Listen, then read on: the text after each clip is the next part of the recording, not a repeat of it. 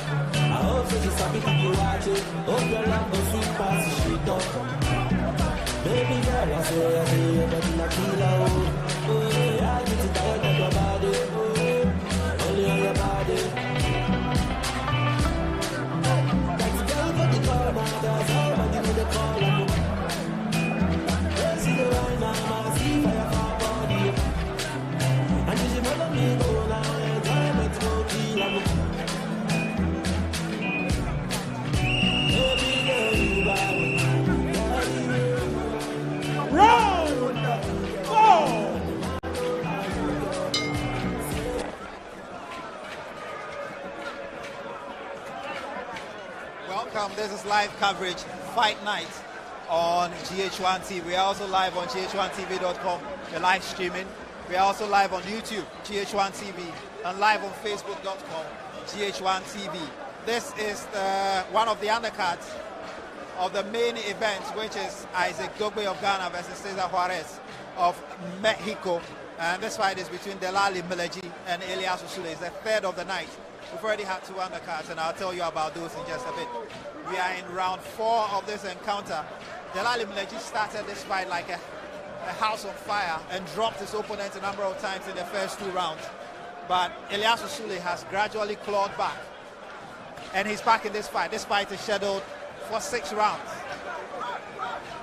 Eliasu wrapping his arm around Meleji's neck to try to take a bit of momentum off him. Meleji, the taller boxer, he's got a reach advantage, he's got a height advantage. And there he goes with his right.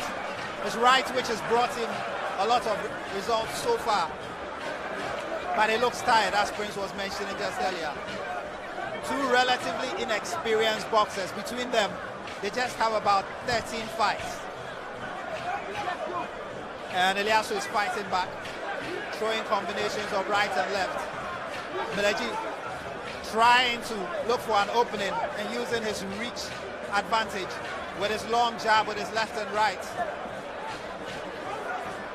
He's fighting more than just an opening, he's fighting fatigue. Meleji again using his reach advantage. On the other hand, Eliasu is trying to negotiate his way around the reach advantage, and in doing so, trying to fight on the inside and get in the face of his opponent and throw punches. Both fighters look quite knackered at this stage of the 4th round. Oh, a good over-the-top right by Meleji. And he quickly ducks to avoid any counter punches from Sule Eliasu. A good left hook from Meleji again. He finds the jaw of Eliasu. Eliasu trying to punch back, jabbing with his left. Meleji again with his long reach and his stiff jab. There he goes with a big right and then a left across. Another big right from Meleji. Combinations left, right. Now he goes to the body. He's pummeling his opponents at this stage, who can't seem to get out of trouble. Meleji in control at the moment. Then Sule Eliasu looks completely dazed. Prince. He's fighting back. He throws an overhead. I'm not too happy with the way Delali Meleji is fighting. I mean, and I keep saying, he is losing it where it matters most. Almost all the punches that could give him points, he's throwing them into air, and you can see the reaction from him with the bell ring. And that's the end of round 4. Meleji perhaps shading this round because he got a few punches that landed flush on the face of Eliasu Sule. But he's making this fight more difficult than it should be for him, is he not? I thought it would have been an easy walk-through fight for Delali Meleji. He may win the fight, all right, but it will be a very close encounter when we have to go to the scorecard. By virtue of the fact that Eliasu has gone down 3 times already, so obviously he's lost those 1 point in those 3 rounds. It puts his opponent Meleji in front. But again, from the replay, you realize that he's cool. Wait for the punches to come from his opponent and then look for the opening. That is where he is losing. But clearly Meleji is relying on his reach advantage. He's using his left jab. He's coming with some big shots on the right hand side, and it's working for him. He's coming in with a shot, but I don't think it is landing the target and making the necessary impact. There you go again. He's only has to run away from it. His punches need to be sincere, precise, and concise. Once you land the punches, you pick the points. And that takes us into the penultimate round, round 5. I can tell you, on my scorecard, Meleji leading this fight. Combination of the knockdowns and the accurate jabbing and the rights that he's landed. There he goes again with another big right. The second time he misses. He's piling on the pressure on his opponent. He's got Sule Eliasu in trouble. Eliasu clinches and hangs on for dear life and manages to, in a way, break the momentum of Meleji, but he's right on him again. Meleji head hunting Eliasu, looking to finish this, but Eliasu comes again. He's as stubborn as a mule. Eliasu, you'd have thought that by this stage you'd have given up. Most definitely, he's going to go through. He's going to go through, and he is going to win the fight by virtue of the fact that he has kept the consistency and he's kept the pressure on his opponent Eliasu Sule, who's gone down a couple of times. I just wish that he could have kept the punches as straight as he can. The jabs are working for him. As to whether he's picking the necessary points, it is left to Eliasu to also bring back something in the last couple of seconds before the round ends. Two tired combatants measuring each other. And Meleji again with a big right. finding the face of Sule Eliasu with his big rights all night long. At this stage, the energy is sucked out of these two. And you could tell that Eliasu's legs are going jelly. They are quite wobbly at the moment. A good jab. Left jab from Meleji again. The pace of the fight has dropped considerably. And there's a lot of wild swinging from Eliasu, who is not landing. Meleji staying a safe distance, using his long reach as an advantage in this fight. And as the fight goes towards the latter end, we are seeing more clinching from the two fighters as they size each other up. Meleji in the red trunks, Eliasu in the black trunks. Good right shot from Eliasu. Meleji tries to come back, but he only finds the glove of Eliasu. Eliasu stalking Meleji, trying to come in because he must be behind on the scorecard. It's a lovely left from Eliasu. He's done well to recover from the early setbacks of the round. Meleji with a big right. Eliasu counter punches.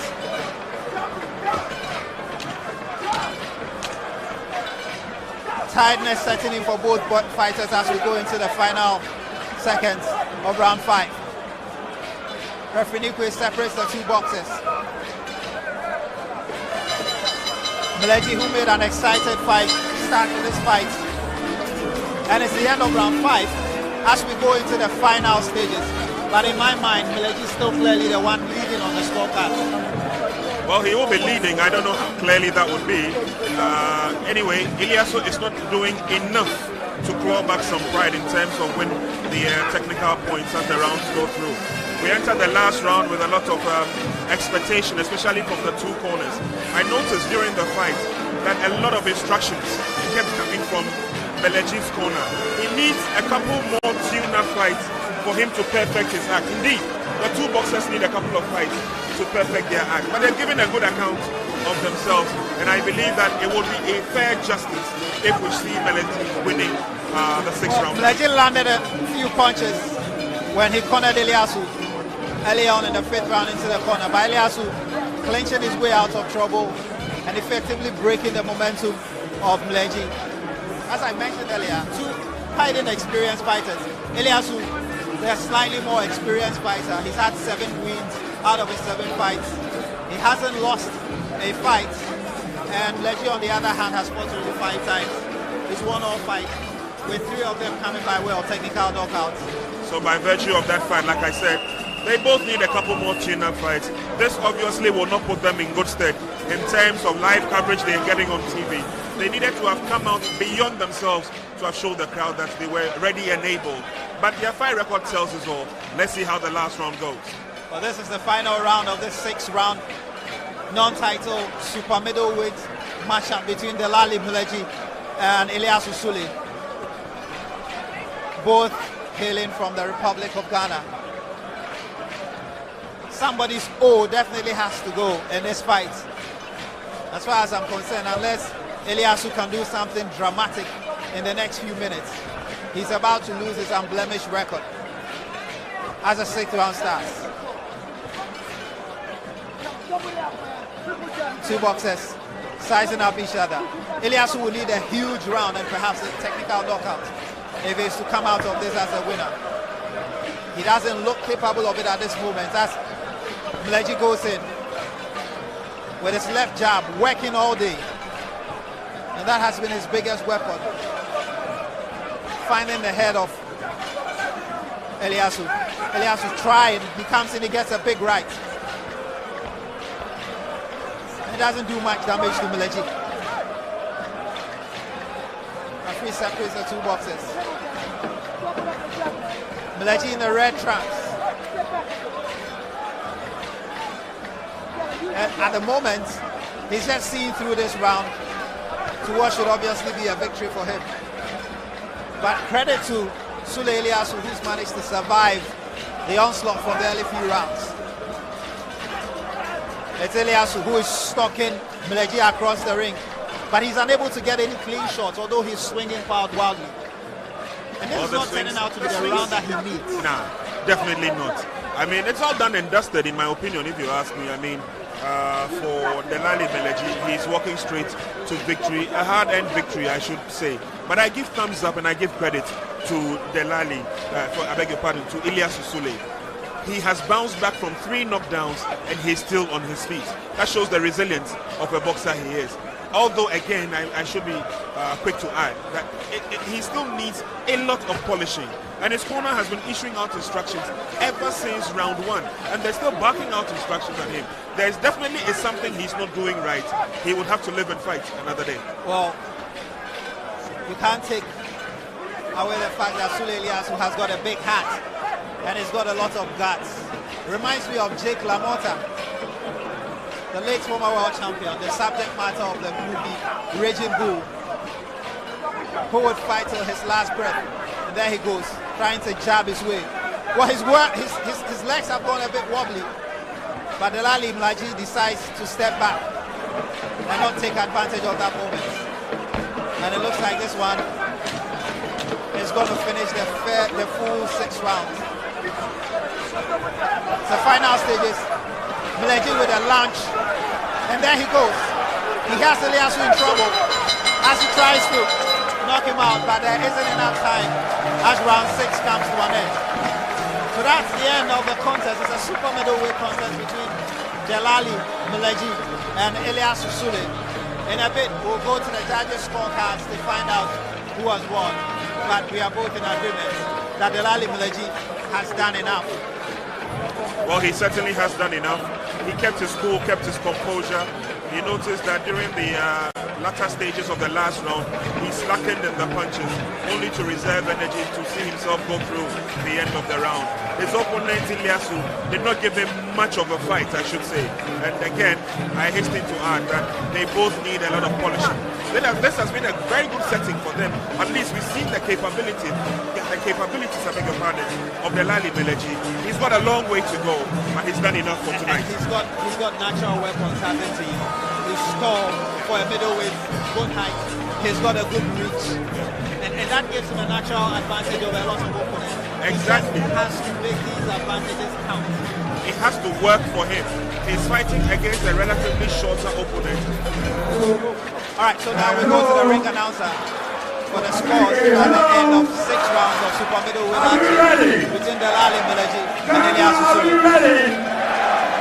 Very well, thank you very much.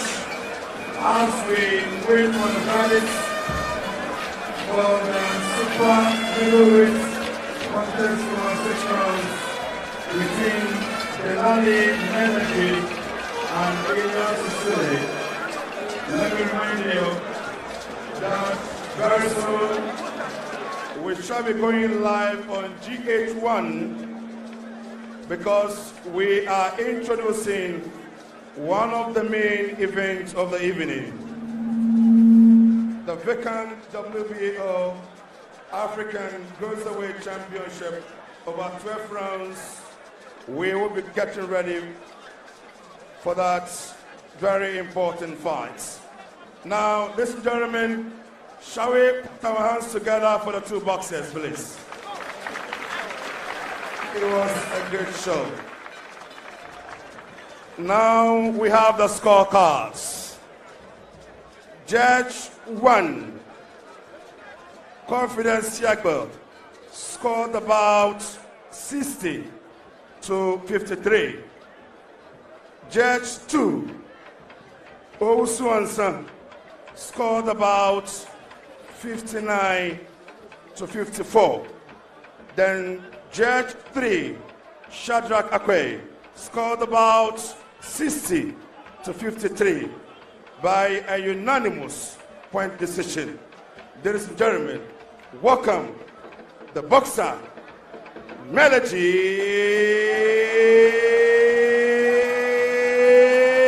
Delali. Thank you, and thank you very much. Ladies and gentlemen, we are done with this. We are now getting ready with one of the main events of the evening. And this is a vacant WBO African Cruiserweight Championship over 12 rounds. Let me say that the supervisor for this championship, we have Mr. Samir Kaptan, the WBO representative in Africa and a board member of Pacific Asia, is the supervisor for this bout. And for the judges, we have Judge 1, May Mensa Akako, Judge 2, Erasmus O, Judge 3, Shadrach Akwe, and the man in the center of this fight is Roger Bano. Once again, officials for the bouts, Roger Bano, May Mensa Akako, Erasmus O, Shadrach Akwe, and the supervisor is Samir Kaptan from Ghana. So ladies and gentlemen, let's welcome the boxers, Abraham Tabu and Patrick Ferguson. Abraham Tabu from Ghana and Patrick Ferguson from the United States of America. Are we happy? Are we happy? So now it's Ghana versus the United States of America. So we are waiting for the two boxers. Let me acknowledge the presence of the President of Ghana Boxing Authority, Mr. Peter Juarez, and the Vice President of WBO, Mr. John Dogan. You're welcome to Ghana.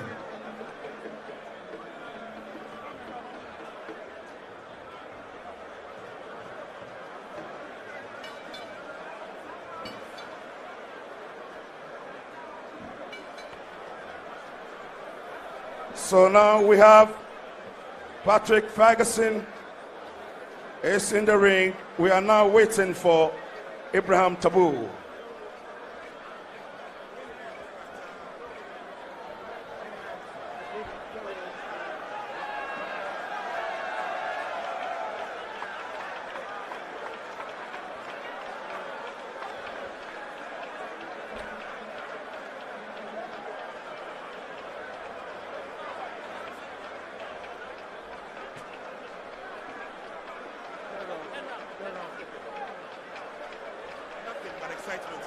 Tabu is a mountain of a man. He is. Clearly he would have the height advantage. He's the bigger man in the ring.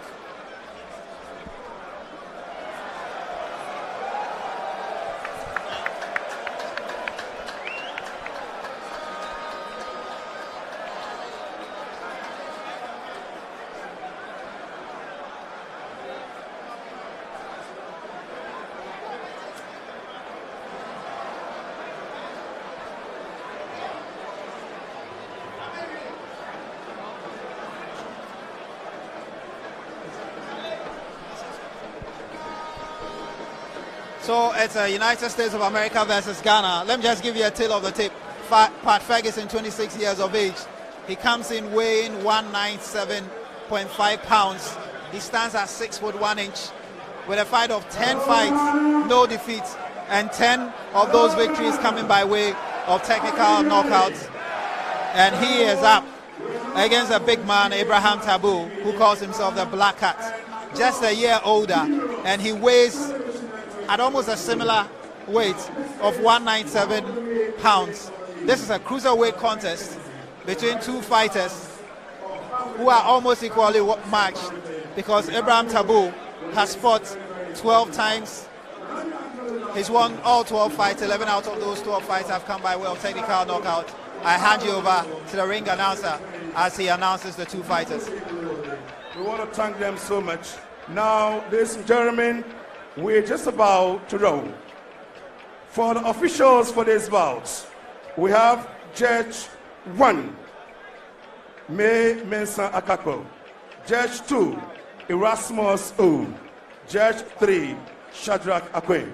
Now introducing the boxer fighting out from the blue corner, and this evening spotted in the black trunks, black shoe, and black and white gloves to match. From Stuart, Florida in the United States of America. He came to the ring with a weight of 195 100.7 pounds. Official record. 10 fights, no defeats, 10 wins, and all came by way of knockout. Presenting to you the boxer who is currently the WBC United States USNBC Cruiserweight Champion. Presenting to you the boxer Patrick Ferguson. Now fighting out from the red corner, and this is the boxer who came to the ring with a weight of 197.5 pounds. From Ghana, with the official record of 11 fights, 1 defeat, 10 wins. 10 of those wins came by way of knockout. Presenting to you the boxer who has fought 11 fights, 41 rounds of boxing. He made his debut in 2016. Presenting to you the boxer Abraham Taboo. And the referee for this bout is Roger Bang.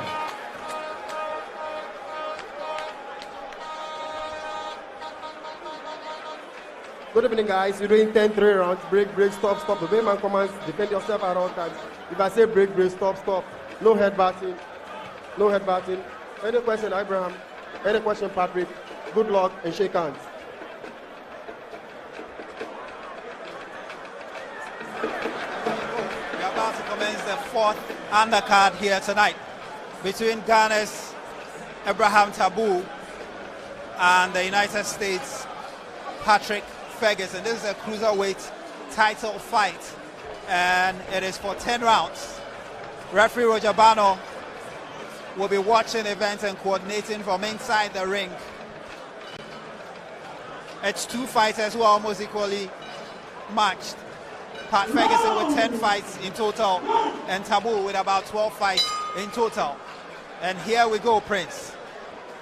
Looking forward to this. Round 1, they would obviously need to size each other up, throw in a couple of punches, a couple of jabs to test the resilience of the other.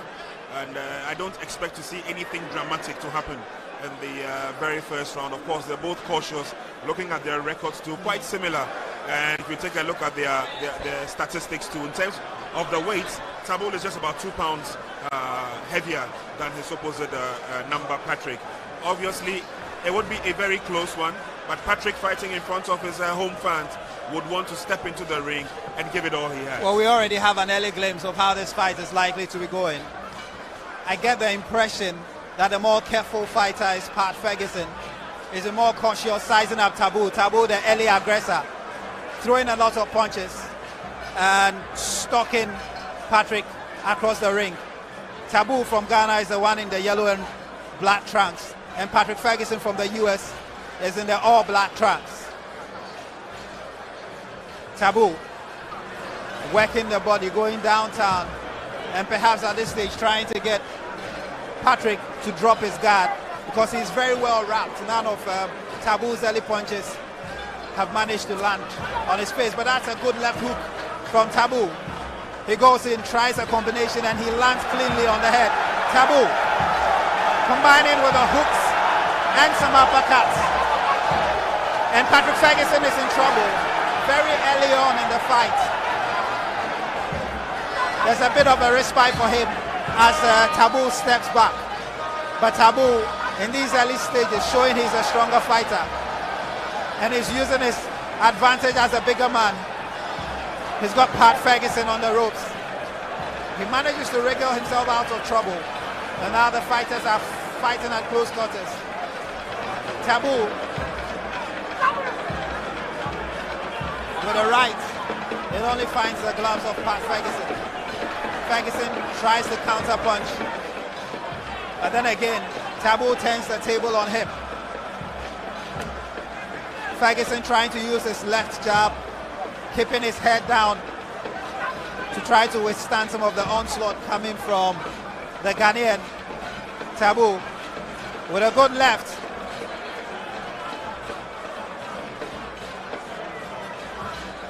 Taboo goes in, but his last few punches haven't exactly found their target. And after the early strong start, Taboo seems to have slowed down just a little. Or is it Patrick Ferguson increasingly coming into the fight? Well, Patrick is taking things in his stride. A couple of minutes ago, we saw Taboo open up a fury of punches. Patrick also showed how resilient he was. He took them in his stride. Nothing to write home about, like I told you in this very first round. It is just an opportunity for them to size each other up. Now they know what each other is made of. The second round would really commence the boxing. Well, it's the end of the first round, and for me, clearly, that is a Taboo round. Pat Ferguson starting as a more cautious fighter. Abraham Taboo going in straight as the aggressor. He's managed to land some tailing punches. And I'd give him the round one. Patrick Ferguson and his coaches strategizing how they would come in that second round, and try to gain something on Taboo. And here are highlights. Every Bano in the early stages trying to keep the boxers apart.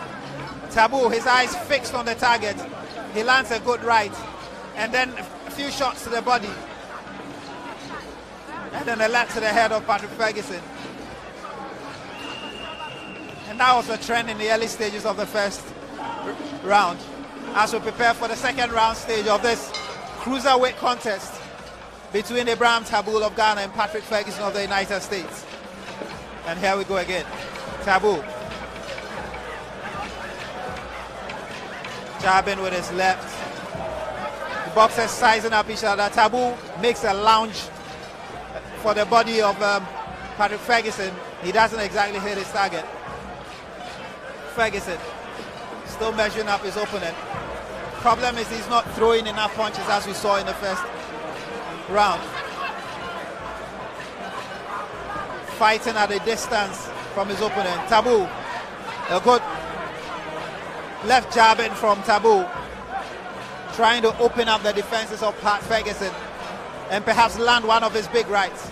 There he goes, trying to set up Ferguson for a big right. And right now the big right is not really coming, although he's using his jab and trying to set him up for that punch. Setting him up is the right strategy for him at this stage. It's just the jabs to keep him at bay and then collect the points as he can. But we've also seen some tenacity on the part of Taboo. He's been moving into open spaces, and I believe that from where I sit, I see a person like Ferguson as a little bit of a flat-footed boxer. His movement is somehow heavy from commentary position, and I don't know whether Taboo can take the advantage. And you realize that anytime there is a break, Taboo likes to go in first of all with the left, size him up, and then throws the big one if he can. There you go again. Ferguson fighting very defensively. The problem is, as Prince has said, he's flat-footed, slow, and predictable, which makes it easy for Abraham Taboo to pick punches off him. And the second round is turning out to be similar to the first round. Taboo, the aggressor, Pat Ferguson, counter-punching a few times and trying to look for openings, but the openings have been few and far between. Though he has managed to find a few body punches on target. Here comes Taboo, punching on the body, landing with a big right, with a left and then a right. Ferguson gets in close up to try to deny him the space, but he tries to create something for himself, Abraham Taboo, with another overhand right.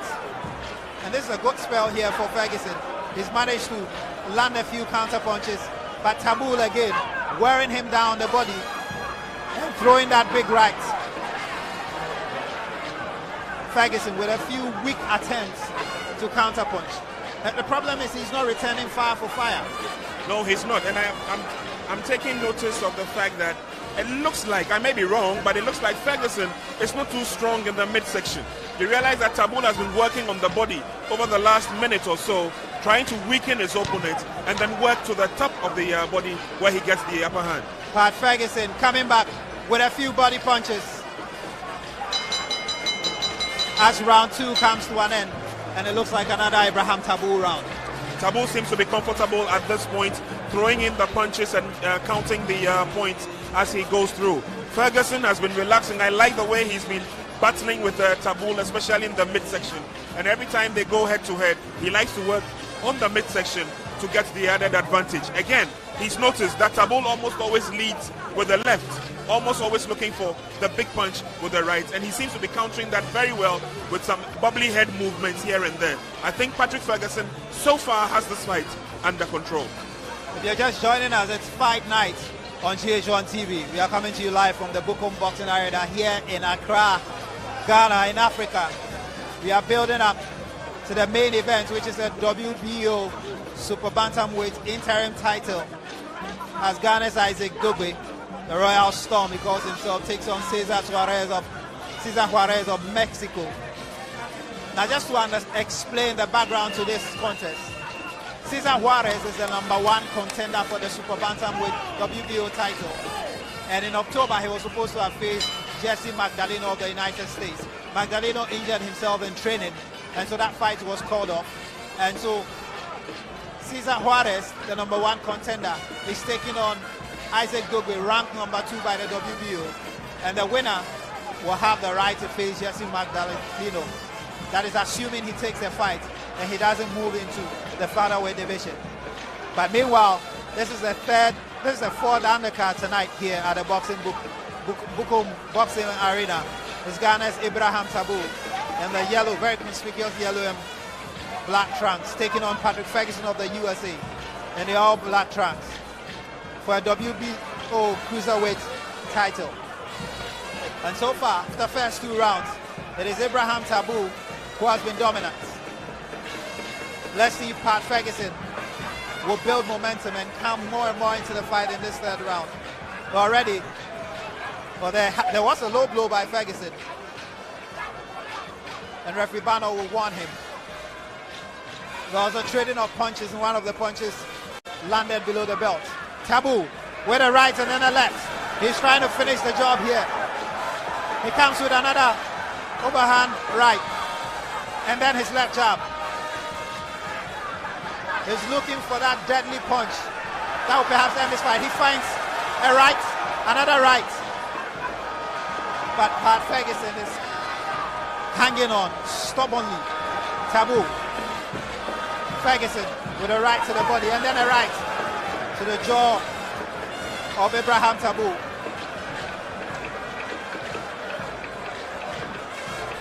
Taboo with a right and then a left. But he's unable to follow up.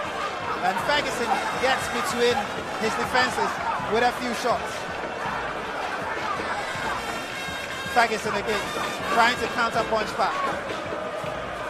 But he's not throwing nearly enough to get Ibrahim Taboo into trouble. Remember, this is a 10-round encounter, and we are just in the 3rd round, so perhaps a lot more to come in this fight between the 2 fighters. But it looks like Ferguson is gradually growing into the fight. He's landed a few beautiful punches in this round, hasn't he? Fans are loving him. The dignitaries here are also loving him. He's shown that resilience, he's shown that power.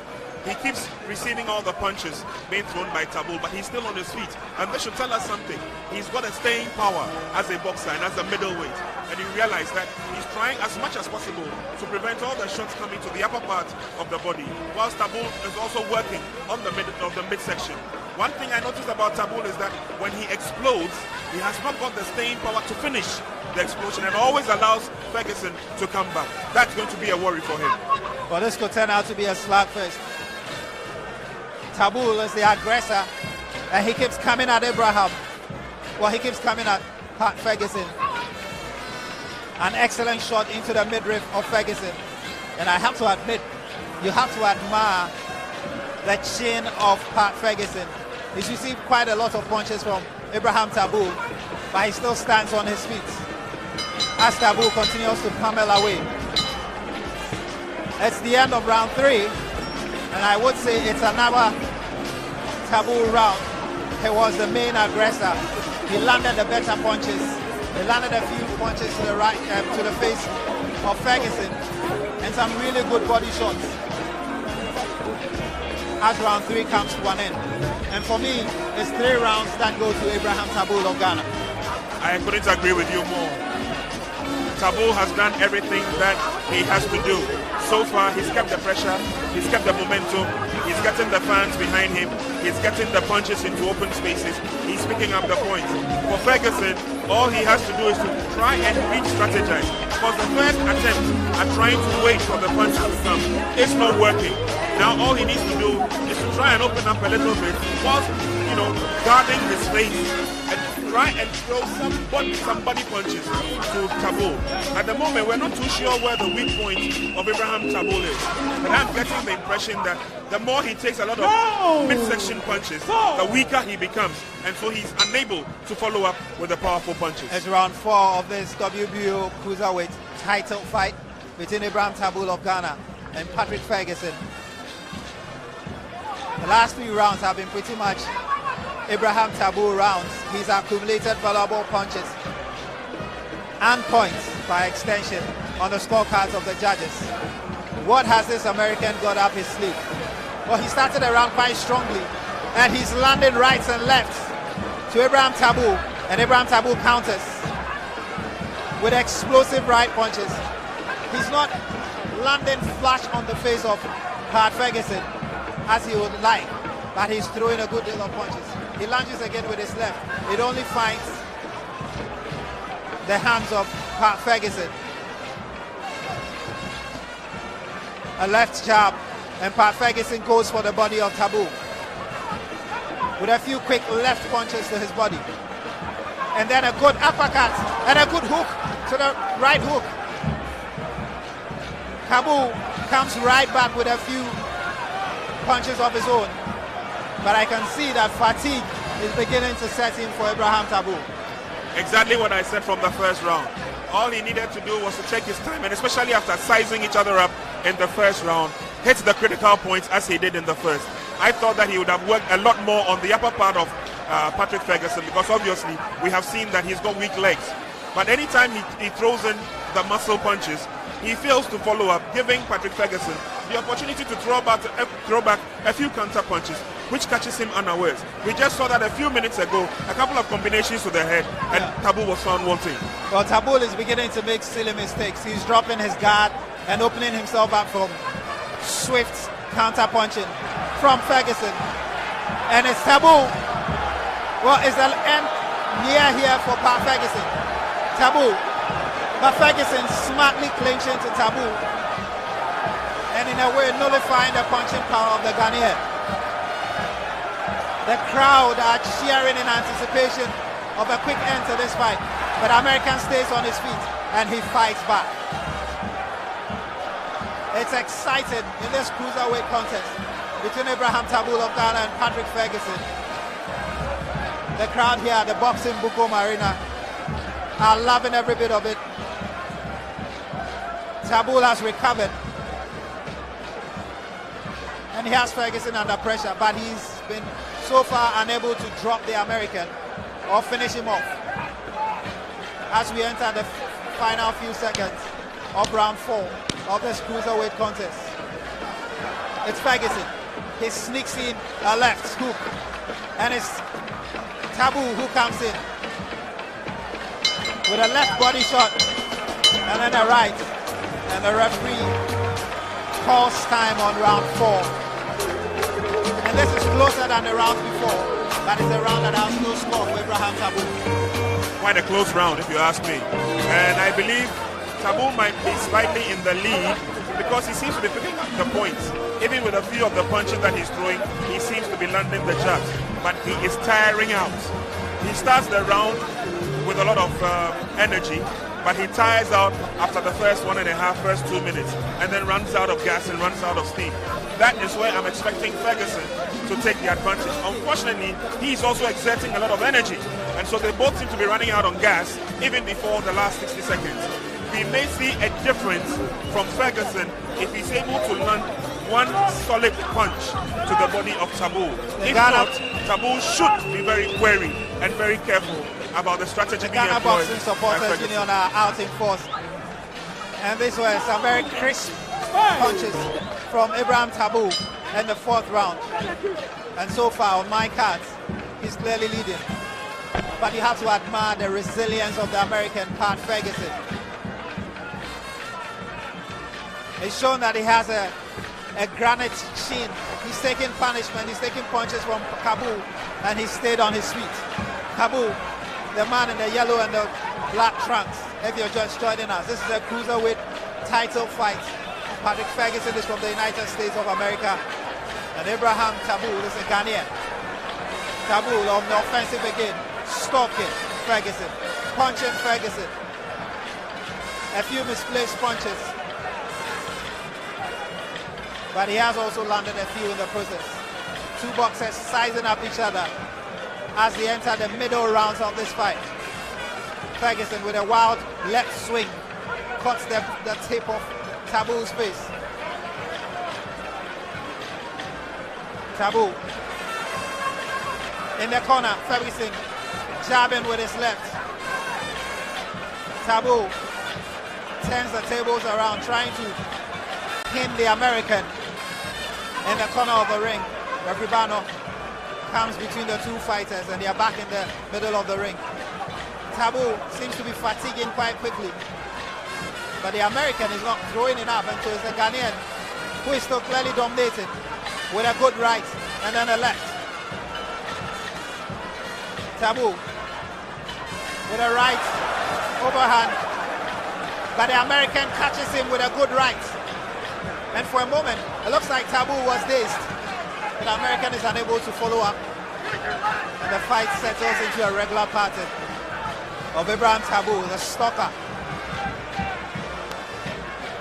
and Patrick Ferguson looking for the few opportunities he can get to sneak in some good counter punches, and he sneaks in the right.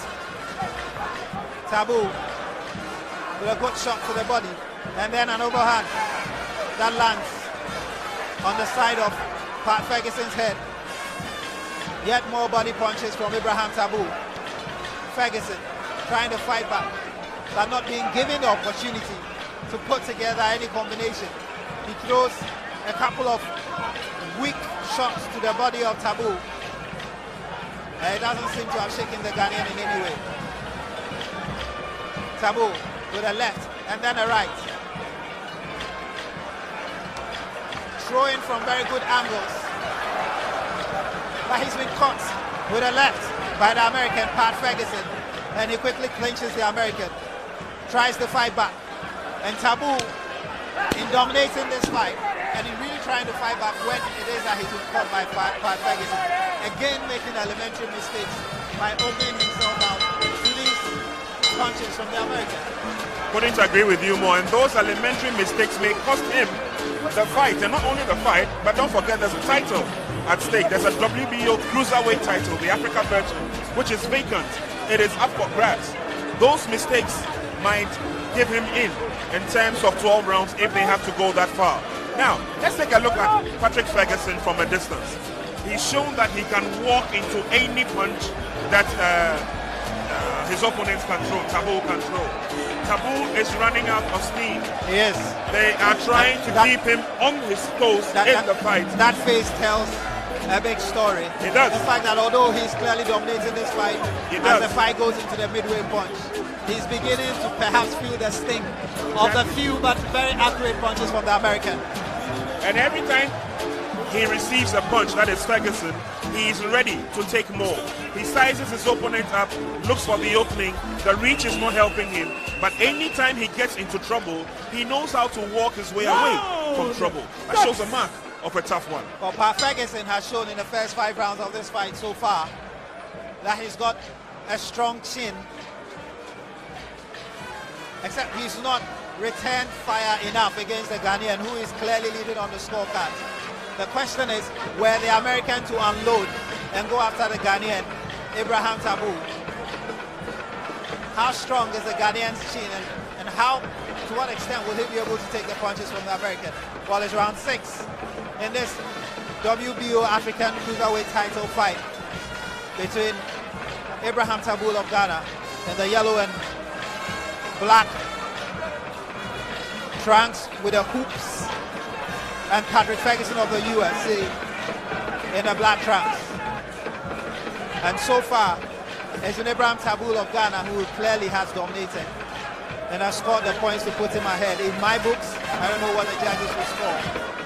But the American has shown he can take punishments. And on a few occasions when he's had openings, he has shown that he's an accurate puncher. But has just not thrown enough to put the Ghanaian Abraham Taboo in real danger of losing this fight. And so it's Taboo who seems quite knackered, throwing wildly left and then right against Ferguson. Ferguson with an overhand right and then a left jab against the Ghanaian, who keeps dropping his guard and in the process creates openings for Ferguson to take advantage of. And it's Ferguson now stalking the Ghanaian, being the aggressor, and he lands flash on the face of Abraham Taboo, who fights back, left, right. But they are not decisive punches, and they are not significant enough to put the American in any form of trouble. It's Ferguson with a good left that finds the jaw of the Ghanaian, who also throws a right to find the side of the face of Ferguson, and he throws another wild one, but it doesn't land on his target. It's a good left jab from Taboo. Ferguson throwing a combination. Taboo comes right back with another combination of his own. Now he stalks the American. Can he finish off this job in round 6? It doesn't look like it, because the American hasn't really been hit, despite the volume of punches that have been unloaded by Abraham Taboo. It's been a give and take affair straight from round 1. Both boxers have stood the test of time, giving all that they have and taking in the punches that are coming their way. My only fear is that Ferguson is not doing a lot more to pick up the maximum points as he should. Taboo seems to be ahead at this stage of the fight, and it will do him a lot of good if he can take a lot in energy and relax, look for the opening and catch Ferguson on the break. So far it's been a cagey encounter, both boxers looking for the opening that will give them the advantage. It is not coming, at least not yet. Round 6 comes to an end. Both fighters exerting a great deal of energy on this hazy Hamatan night here in Ghana, coming to you live. It's Fight Night on GH1 TV, live from the boxing arena here at Bukom. And we are building up to the main event featuring this man, Isaac the Royal Storm Dogboe, doing the Agbaja with his big troop of supporters from the Apostles Revelation Society, the ARS Church, and people who have come all the way from Volta region to support this young lad who has had a scrumptious career, building up gradually towards the world title. Well, he's one step away from taking on the current champion, Jesse Magdaleno, but he first has to go past Cesar Juarez of Mexico. And this is the man who is going to be in the middle of the action today, the legendary referee, Tony Weeks, who was in action in October under very controversial circumstances in the middle of the Kovalev versus Ward fight, which he stopped. He came in for some criticism, but he's a legend of the game, comparable to the likes of Joe Cortez and Kenny Bayless. And he's been in some major battles. And we'll talk more about Tony Weeks as we build up towards our major main event tonight. At stake is the WBA Super Bantamweight interim title. And the two combatants are Ghana's Isaac Dogboe and Cesar Juarez of Mexico. But for now, we are into our 4th undercard. After this, there's one more before the main event. Was that a slip? Because there was a punch from Ferguson, and for a moment, Abraham Taboo seemed to be on his way to the canvas, but it looks like it was a slip. I think it was a slip. The referee saw that coming. And they've been taking in a lot of water, and so they've been sweating a lot. And so the canvas gets a lot more slippery as the rounds go on. Good break for the two of them. If you look at the two and you take a look at their demeanor, you can see that Abraham is in trouble because he's gasping for breath.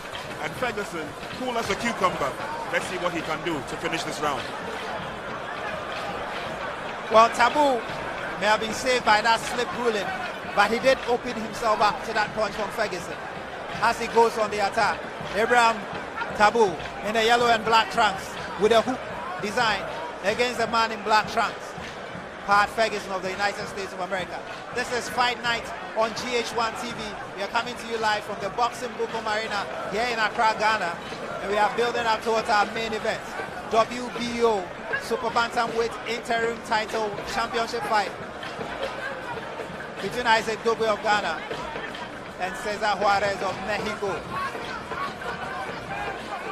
But now it's another international contest, this time for the WBO African Cruiserweight title. Abraham Taboo of Ghana against Patrick Ferguson of the United States of America. We are into round 7 so far. Taboo comfortably ahead. He's thrown more punches, he's landed more punches. He's been the aggressor. Although the American has landed some very crisp punches. Oh, and that's a good left shot from Taboo. Ferguson tries to fight back, but it's a very frail attempt by him, and he's unable to land any of his attempted punches. Taboo with a good right, and then a left. Good right hook again from Taboo. But this American showing a good strong chin. And so far he's kept his composure despite the punishment he's taken from the Ghanaian. And yet again, a good uppercut, left uppercut from Taboo, and then a right, and then a left from Taboo. He's pounding the American. Is this the end? Left, and then a right overhand. But he seems to be knackered. A right, and then a left. He's put a series of combinations together. Another right overhand. And then a left. Pat Ferguson is a tough cookie. He's taking all the punishment and he's staying on his feet. And he fights back with a left and a right. Taboo has expended a lot of energy and he's saved by the bell, because for a moment, from being the main aggressor who was dominating, for a moment he almost got caught out in the final stages of round 7 by Pat Ferguson. But what an action-packed round. And Taboo really unloading and letting his hand go with a lot of punches. Well, Sammy, I did tell you from the early rounds, all it will take for Ferguson to finish off this deal is just one big opening. And I told you, Taboo starts the rounds with a lot of energy. He's exerting too much energy, and that seems to be causing him the latter stages of the rounds. He opened up again, caught Patrick, and you realized that the fans were urging him on to open up. The moment he did that, he just couldn't follow it. Two punches to the head from Patrick Ferguson, and he nearly went down the canvas. That is what it will take Patrick Ferguson to win this bout. Either than that, it is going to be close to call, or Patrick may run away with a split decision. Well, Taboo had a good round, throwing a lot of punches, landing quite a few. As we go into the championship round, remember, this is a 10-round WBO African Cruiserweight title fight between Patrick Ferguson of the United States of America and Abraham Taboo. It looks like Abraham Taboo has a challenge with his gloves, and they are trying to tighten it up a little with tape. And both fighters are ready. We are into the championship rounds, round 8. Round 9 to come, round 10. And they settle into a similar pattern. Taboo looking for that elusive knockout. He's had some significant punches. But Pat Ferguson in the last round almost had the last laugh, throwing crucial punches that wobbled the legs of Abraham Taboo. Abraham Taboo lounging and throwing punches. Overhand right, and it's Ferguson with a good left, and then a combination to the body of Abraham Taboo. Ferguson has taken a lot of punishment, and I'm amazed at his composure in this fight. For any other ordinary fighter, and he would have been taken out long ago. Taboo throwing a good left and then a right, throwing at angles, getting inside and shooting up some really good uppercuts as well. Ferguson with a left to the head of Taboo. fighting in close quarters. A good right to the jaw of Taboo. And he fights another right. Taboo is getting tired. He seems knackered. He's barely able to stand. He's in the lead according to my cards, but he's in real trouble at the moment. Patrick Ferguson with a right. Patrick Ferguson with another right to the body. Taboo swinging wildly. He's losing his legs. Patrick Ferguson to the body. Taboo Ferguson with a double right. Taboo clinching for dear life. Clinching to stay in as we enter the last few seconds of this round. It's sad to see Taboo at the receiving end. He had done so well in the first opening rounds. He managed to hold his own in the middle rounds. And now not only is he gasping for breath, but he's looking for an escape route to avoid the punches, the flurry of punches coming his way from Patrick Ferguson. Again, Patrick Ferguson has shown that he's not afraid of the punches. He takes them and he keeps coming back for more. He's tiring out his opponent. Patrick only needs that killer punch, which is missing in his strategy. Well, if you're just joining us, it's Fight Night here on GH1 TV. Exciting championship boxing for the Cruiserweight WBO African title. It's Ghana's Abraham Taboo against Pat Ferguson. Taboo started well, leads on point, according to my judgment, but Pat Ferguson is finishing the stronger fighter. Taboo with a good left, and then a right, and then he swings the left and misses. Ferguson head-hunted, finding a head with good punches. It's a 3 combination punch. And Taboo will clinch. He's barely stayed on his feet. Ferguson with a right. As the bell goes for the end of the round. But a Ghanaian is running out of steam. And this was a close round. How would you score this round? Is it a Taboo round, a Patrick Ferguson round? Because Patrick Ferguson, on my cards, hasn't won any of the rounds up till now. I think he's living up pretty much to the billing, and I think that he's doing quite well so far at this stage to ensure that this is the kind of action that we would want to see in this bout. Again, I am worried about Taboo. He's got the upper strength, no doubt. He's got the punches, no doubt about it. But his staying power seems to be letting him down. And you realize, his body is glistening they're with working sweat on the upper part to ensure that he's able to stand on his feet. It simply is not working for 3 rounds. It works for 1.5 rounds, and then he tires out. Well, he has 2 more rounds to stay on his feet Exactly. and finish what he has started against this American opponent. The difficulty is that in the last 2 rounds, Patrick Ferguson, the American, has come in quite strongly and has landed some really crisp punches. And there it is. He finds Patrick is yet to get that punch that would rock Taboo. Once that happens, I'm sure that the fight will get more exciting if Taboo can come back from that. It's round 9 of the WBO African Cruiserweight title fight between Abraham Taboo of Ghana in the yellow and black trunk, and then Pat Ferguson of the United States fighting out of Florida in the black trunks. Taboo starting strongly again. He throws a good right, which finds its target. Ferguson clinching, effectively dissipating the momentum of Taboo. That has been the pattern of this fight. It's a good right, a big right indeed from Pat Ferguson. He's throwing, he's coming in strongly. Taboo pushes him back, but he's unable to follow up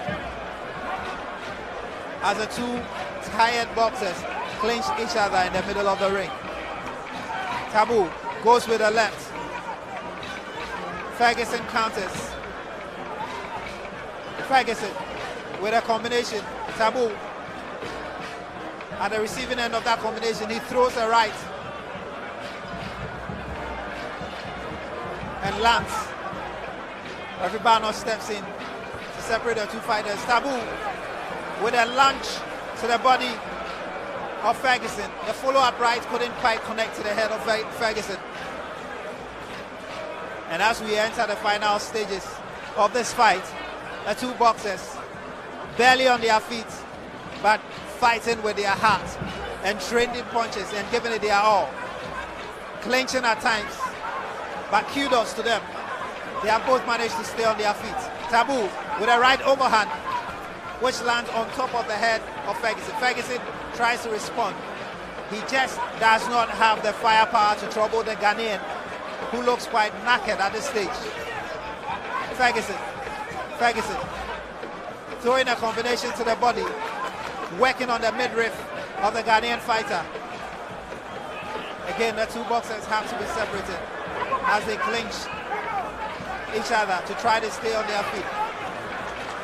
Taboo comes in, tries to throw a combination to the body. But this American young man, Pat Ferguson, has shown that he's not going down anytime soon. He stayed on his feet for 8 rounds. This is the 9th round of the WBO African Cruiserweight title fight. Two fighters who are giving their all today. But the difference has been that the Ghanaian has unloaded more volumes and has landed far more than the American Pat Ferguson has. He has shown that he's got a good boxing brain, Pat Ferguson of the United States. Just doesn't seem to have done enough to take this fight. He tries with some angles and some hooks. Again, the round comes to an end. It's the end of round 9. And for once, I have to say this looks clearly like a Ferguson round, doesn't it? Ferguson has come in a lot more stronger in this round. He's showed again that he can take the punches. He thinks he's winning this fight. He may be able to win if he does the right thing in the last couple of rounds.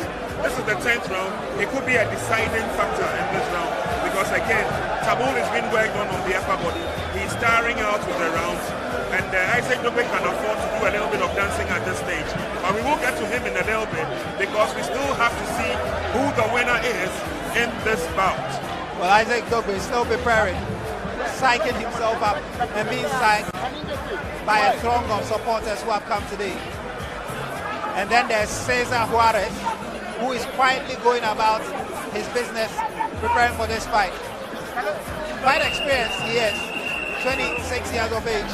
He's had 25 bouts, he's won 20, he's lost 5. But do not be in any way deceived by his record. He's a rugged fighter from Mexico. And you just have to see his last few fights, particularly the fight against Alberto Peguera and Nonito Donaire, which was one of the fights of 2017. So we are in for quite a treat here tonight at the Bukom Boxing Arena, and we are live on GH1 TV countrywide, and we are also live on the internet. You can watch the fight here live on GH1TV.com. We are streaming live on that. We are also streaming live on YouTube.com. Just look for GH1 TV. We are also streaming live on Facebook.com. Just look for GH1 TV. We are into the final rounds, round 10 of this 10-round African WBO Cruiserweight title fight between Ghana's Abraham Taboo in the yellow black trunks against the man in the black trunks from the United States of America, Patrick Ferguson. And so far, it's been Abraham Taboo's fight. Patrick Ferguson has done well to stay in the fight. But as far as I'm concerned, if he has to win this fight, he would need a knockout or a completely dominant round in order to win this. But Ribano steps in. He spotted an infringement. Taboo throwing wild punches. His energy levels are quite low at this stage and winning. A good uppercut from Ferguson.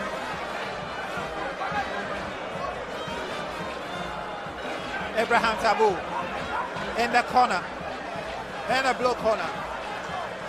Ferguson, he pins him to the corner, but he just does not have enough energy and enough punches in him to put the Ghanaian in any form of trouble. Taboo counter punching with a right. Ferguson comes right back with a right, and then a left, and then a right, and then a left, and then a left again from Ferguson. The American is finishing very strongly, but he's lacking the killer punch to trouble the Ghanaian, who can barely stand on his feet right now. The crowd can sense that their local champion is winning. And they're trying to give him some encouragement here. Patrick Ferguson. But credit to Taboo, just when you think he's finished, he comes back and he tries to counterpunch his way back. It's difficult. I mean, I really don't know what strategy Ferguson came into this bout. I don't know what strategy he came into this bout with, but he has not got that finishing power or that one instinctive blow to finish off the job. It is obvious that Taboo can barely stand on his feet. At the moment, he is only fighting to save face. It's the last round. He has done enough to probably win it by unanimous decision. But for my money, Patrick Ferguson has not disgraced at all. Well, Patrick Ferguson had made quite an impression today at the Bukom Boxing Arena. He stayed on his feet. He's taking the punishment from the Ghanaian, and it's the end of the fight. Both boxers have their hands up and are claiming victory. In my mind, it is a unanimous decision to Abraham Taboo, but Patrick Ferguson from the US of A has by no means disgraced himself. He's given a good impression of himself over the 10 rounds. He's just lacked the killer punches, the big punches, to take out the Ghanaian, who faded very badly after the 6th round, but has just managed to hang on to finish this fight. But there are lessons to be learned. Abraham Taboo is number 3 ranked cruiserweight fighter in Ghana, and going forward, if his ambition is to go all the way to the world level, he needs to work on his stamina, doesn't he? He's got a long way to go for sure. From what we have seen, the kind of display that he has exhibited, I think that if he wants to take the bull by the horns, he would have to do a lot more. But obviously, he has shown that he's a tough boxer, he's a tough contender, he's got the upper strength. It's just the staying power that has really let him down. But to all intents and purposes, his opponent Patrick Ferguson has also indicated that he is a boxer that can stay. He has taken all the punches that have come from his opponent. He is still standing tall in the ring. The two boxers congratulate each other. I'm only waiting for what kind of decision we are going to hear from the ring announcer. Well, Patrick Ferguson has earned the respect of the Ghanaian crowd today as they are cheering him. Well, you can still see another shot of Isaac Dogboe as he prepares for the main event. Are we ready? For now, I hand you over to the ring announcer. Are we ready for the main event? Shall we put our hands together for the two boxers? Great. Great. By the kind courtesy of Rising Star of Africa, Ghana Boxing Authority, World Boxing Organization, we are just about to come your way with the main event of the evening.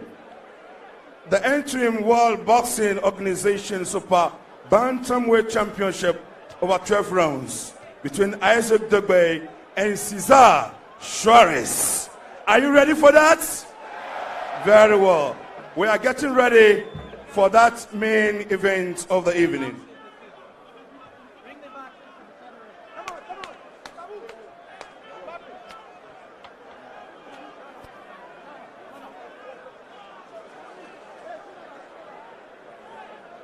Now, ladies and gentlemen, we're just about to go to the scorecards. Supervisor Samir Captain, supported by Mr. John Dugan, the Vice President of WBO. Once again, before I declare the results, we put hands together for the boxers.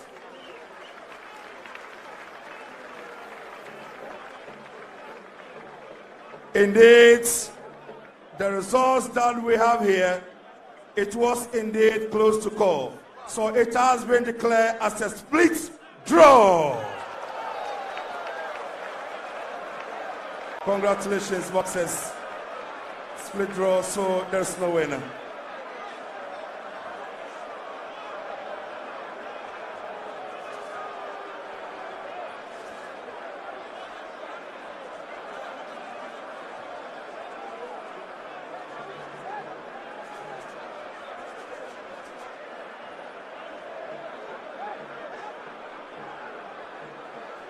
Well, thank you very much. We are getting ready for the main event of the evening. Isaac Dogboe and Cesar Juarez.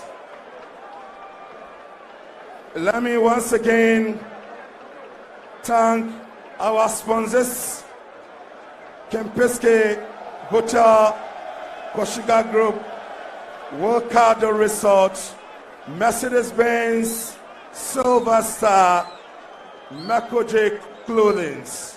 We want to thank them so much for the support, as well as Rising Star of Africa, the promoters. Thank you very much.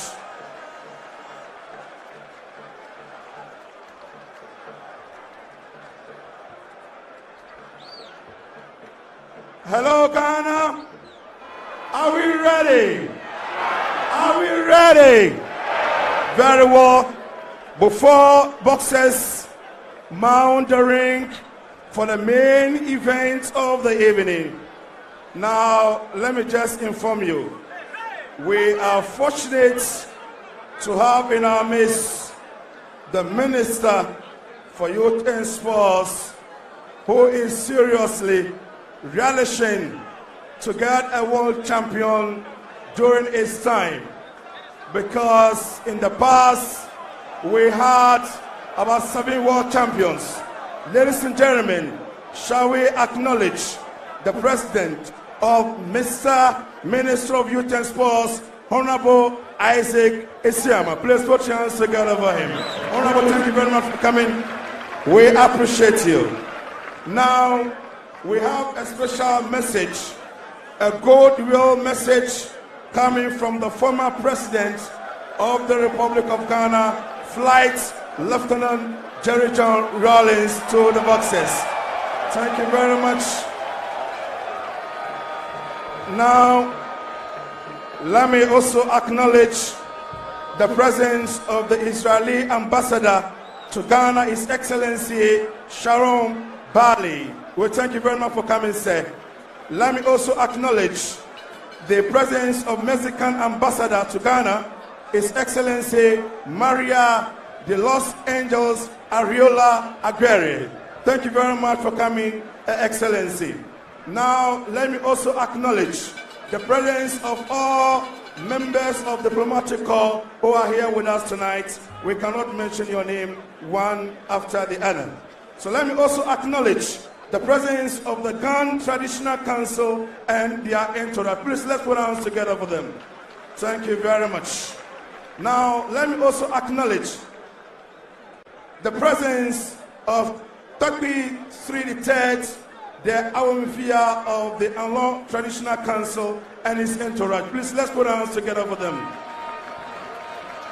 Let me also acknowledge the presence of the Royal House of Takbi Badu of Anyako and his entourage. Please, let's put our hands together for them. Thank you very much. And let me also acknowledge the presence of the Wevenu royal family of the ARS. Thank you very much for coming. We appreciate you so much. Ladies and gentlemen, let me also tell you that we have in our midst 3 former world champions. We have Professor Zumzum Azuma Nelson.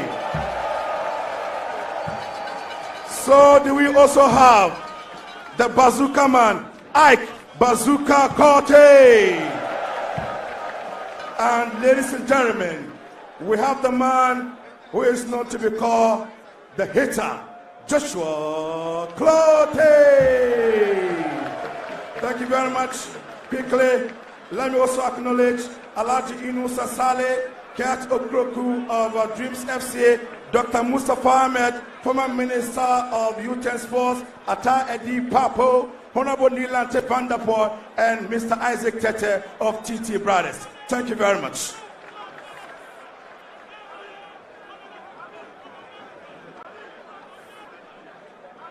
Now, ladies and gentlemen, we are ready for the officials for this bout. As we're waiting for the boxers We have Judge Juan Dion Daute from South Africa. Please, let's put our hands together for him. We also have from Spain, Fernando Laguna. Please, let's put our hands together. And we also have from Italy, Matteo Montella. Please, let's put our hands together. And the supervisor for the main event of the evening, the Vice President of WBO from the United States of America, Mr. John Dugan. So we are now waiting for the two boxes, Isaac Dogboe and Cesar Juarez.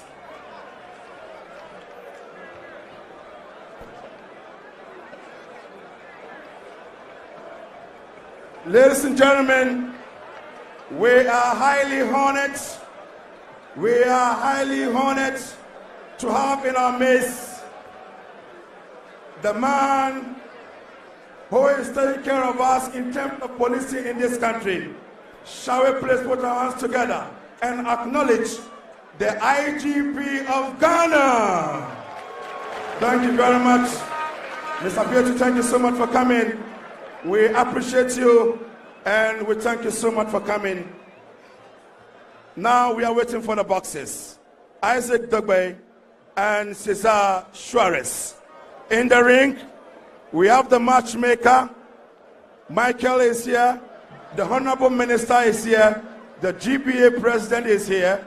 Perhaps we should have a word from the GBA and the Minister as we wait for the boxes. Over to you, Mr. President. Thank you very much. It's a crucial fight for us. As I've said, 2018 is a year of destiny for Ghana boxing. We are hoping to increase the number of world titles we have. Isaac Dogboe is leading this charge. We have faith and confidence in his abilities, and we are hoping that he will rise to the challenge and win this fight and earn the right to fight Jesse Magdaleno for the world title sometime in June. Thank you very much. Thank you very much. That is the GBA President. Now we are going to the Honorable Minister, who is representing the President of the Republic. He would have a message for the boxer. Great feeling. We are all proud to be here. Boxing is one of the best sporting displays we have in this country. And I'm happy and I'm proud to see all of you wonderful people here. Tonight is going to be great.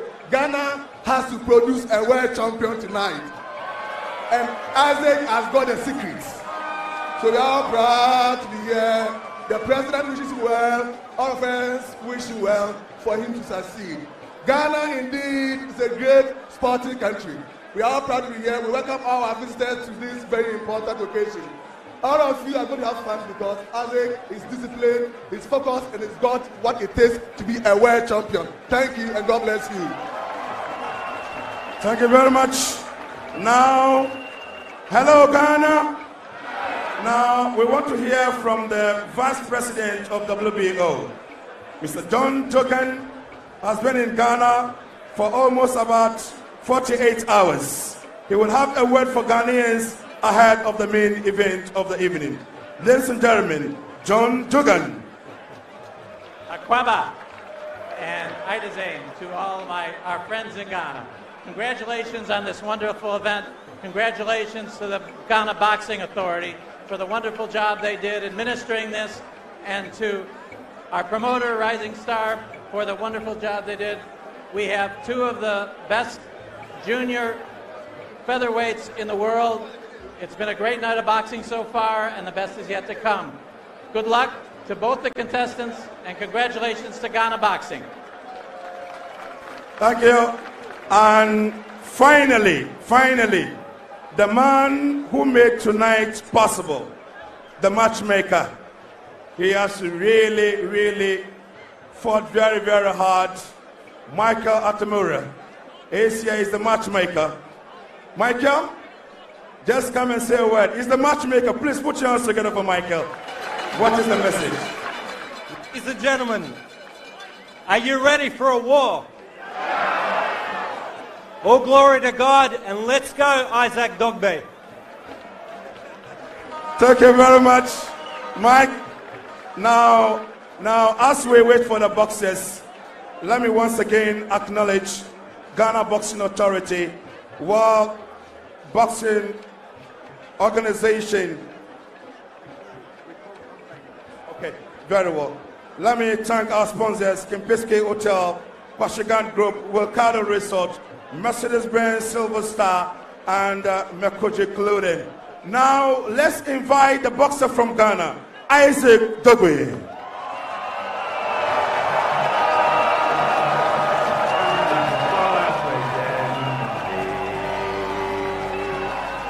I'm a Boduko It's a WBO Super Bantamweight interim title at stake. The winner gets to meet the real champion, Jesse Magdaleno of the United States of America. The first to arrive will be Ghana's Dogboe, and he'll be coming to traditional drumming and dancing, the music from the ARS Church, and the many Voltarians who have gathered here today. And before I go to Prince, I'm here with Frederick Lawson, a man who knows all about marching to the ring to fight when you are just one step away from a major title fight. Good to have you here. Thank you. Now, Lawson, how must Dogboe be feeling now as he marches into the ring for this world title fight? He just has been inspired, he has been inspired and encouraged from everyone because the fight is in his house, and he's at a house. He can't afford to lose this fight. I know he can do it, but we're all going to pray for him with hope and strength and guidance to just come us for this fight. Because sometimes such fights are not easy. I hope this is his first time getting up here. So all I'm going to say is that he will keep his focus and determine that he can make it. Because I believe in him. He can do it. You fought Kevin Busy a few years ago, and in that fight, you were just one step away from facing Kell Brook for his welterweight title. Normally, how do you psych yourself up for this big fight? All right, psyching yourself up is like you just believe in your training, believe in yourself, and know you can do it. Just carry the flag of nation on your back and say to yourself, hey, I gotta do it. It is what it is because this is what I've been waiting for years. So today that is the opportunity. Let me make it. Let me take advantage. So just gotta take advantage. And that's why the fight is back home here for Dogboe, and Dogboe is at home. So he has to take advantage of everything that's around here for him. We're taking the night, man. We're just ready. We can't wait for the title here. We can't wait. Well, that's the voice of Frederick Lawson, who is a contender in the welterweight division. He's currently the holder of the international silver title. Let me go back to Prince. That was the round, resounding anthem of the ARS, the Apostles Revolution Society, who have backed Dogboe every step of the way. And in each of his fights here in Ghana, they have turned out in their numbers to sing for him and to support him. How crucial is this support? Too crucial, Sammy, if you ask me. Too crucial. He thrives a lot of energy and zeal from this group, ARS, and he's almost always not forgotten to say thank you to them for all the wonderful and tremendous support that they've given. Indeed, Ghanaians are solidly behind him. He comes in with a lot of class. He comes in with a lot of passion, and you can see it sternly written on his face that once he enters the ring, it's business time. Well, with the signature Agbaja drumming and dancing from his hordes of supporters, and wearing his usual bead with the Ghana flag, the British flag. Of course, at some point in his amateur career, he had his training in Great Britain, and then the ARS flag, all within his bandana. Here is Isaac Dogboe, hopefully going to make Ghana proud by winning the interim title and take a giant step towards facing Jesse Magdaleno of the United States of America for the WBO Super Bantamweight title of the world. This is a crucial step for him, and his advantage is that this fight is taking place on home grounds here at the boxing arena at Bukom. Cesar Juarez.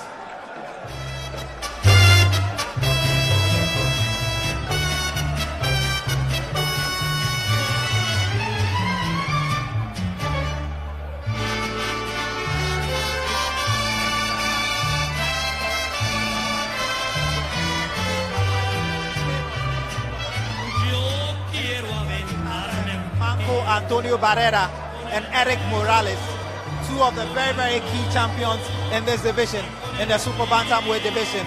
And so they have a history within this division. And the latest incarnation of this is Juarez, Cesar, 20 fights, 5 defeats, 15 of those wins. He's fought 25 times, he's won 20 times, 15 out of those coming by way of technical knockout. He's a rugged fighter from Mexico. And in his last few fights, he has reeled off 3 consecutive wins since back-to-back losses. One of them against Nonito Donet. And his last fights have included an 8-round knockout of undefeated Albert Pegada from Philippines. And he was in an absolute war with Nonito Donet. So this is no easy customer. He's rugged, sometimes a bit flat-footed, slow and predictable. But he can get into a slugfest, and he's a fighter to watch. Are we ready? Akago! Akago! Inde Akago! Slowly. Nema Mane. Ike Sayo!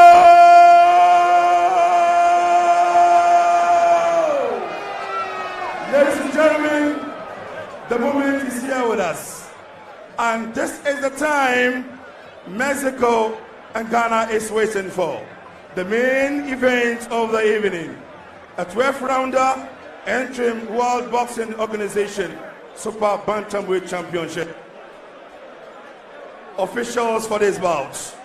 Judge 1, Dion Diate from South Africa. Judge 2, Fernando Laguna from Spain. And Judge 3, Matteo Montella from Italy.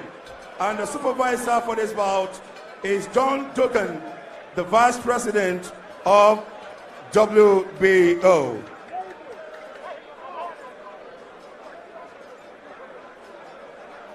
Now, ladies and gentlemen, introducing the boxer fighting out from the red corner.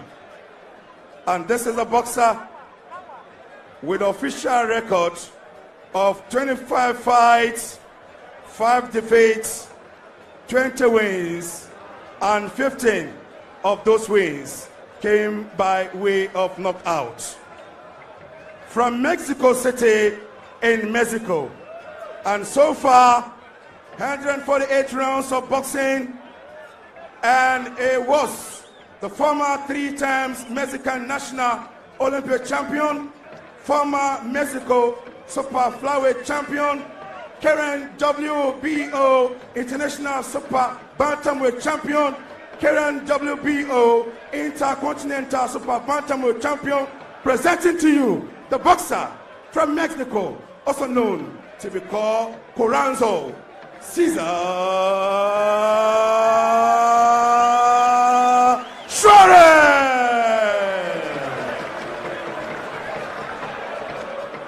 His opponents fighting out from the blue corner, from Accra, Ghana, with the official record of 17 fights, no defeats, no draw, 17 wins, and 11 of those wins came by way of knockouts. So far, he has fought 93 rounds of boxing, and this is the man who represented Ghana in Summer Olympics in 2012 at the age of 17.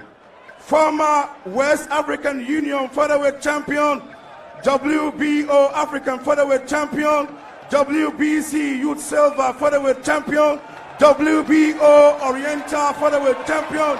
Now the boxer presenting to you the boxer who is also known to be called the Royal Storm, Isaac Dogboe. And the referee for this bout is Tornavix.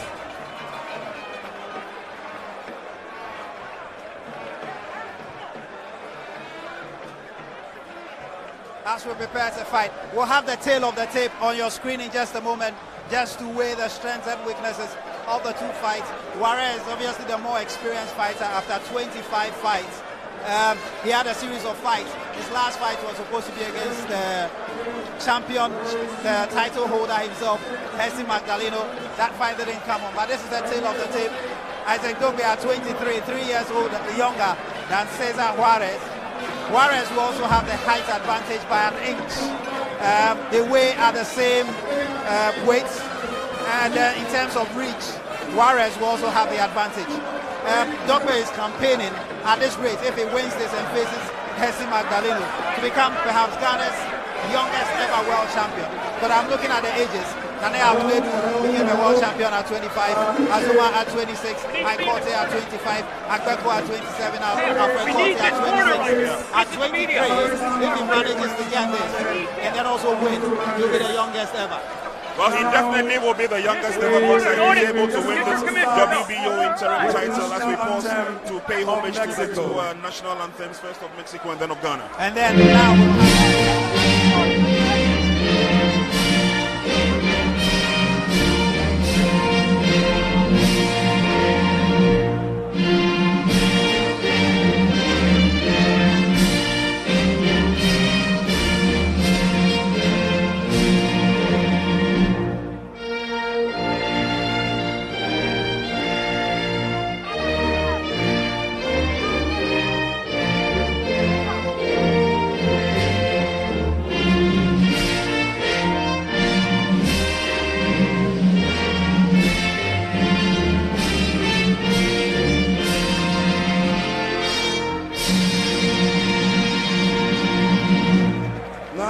National anthem of Ghana.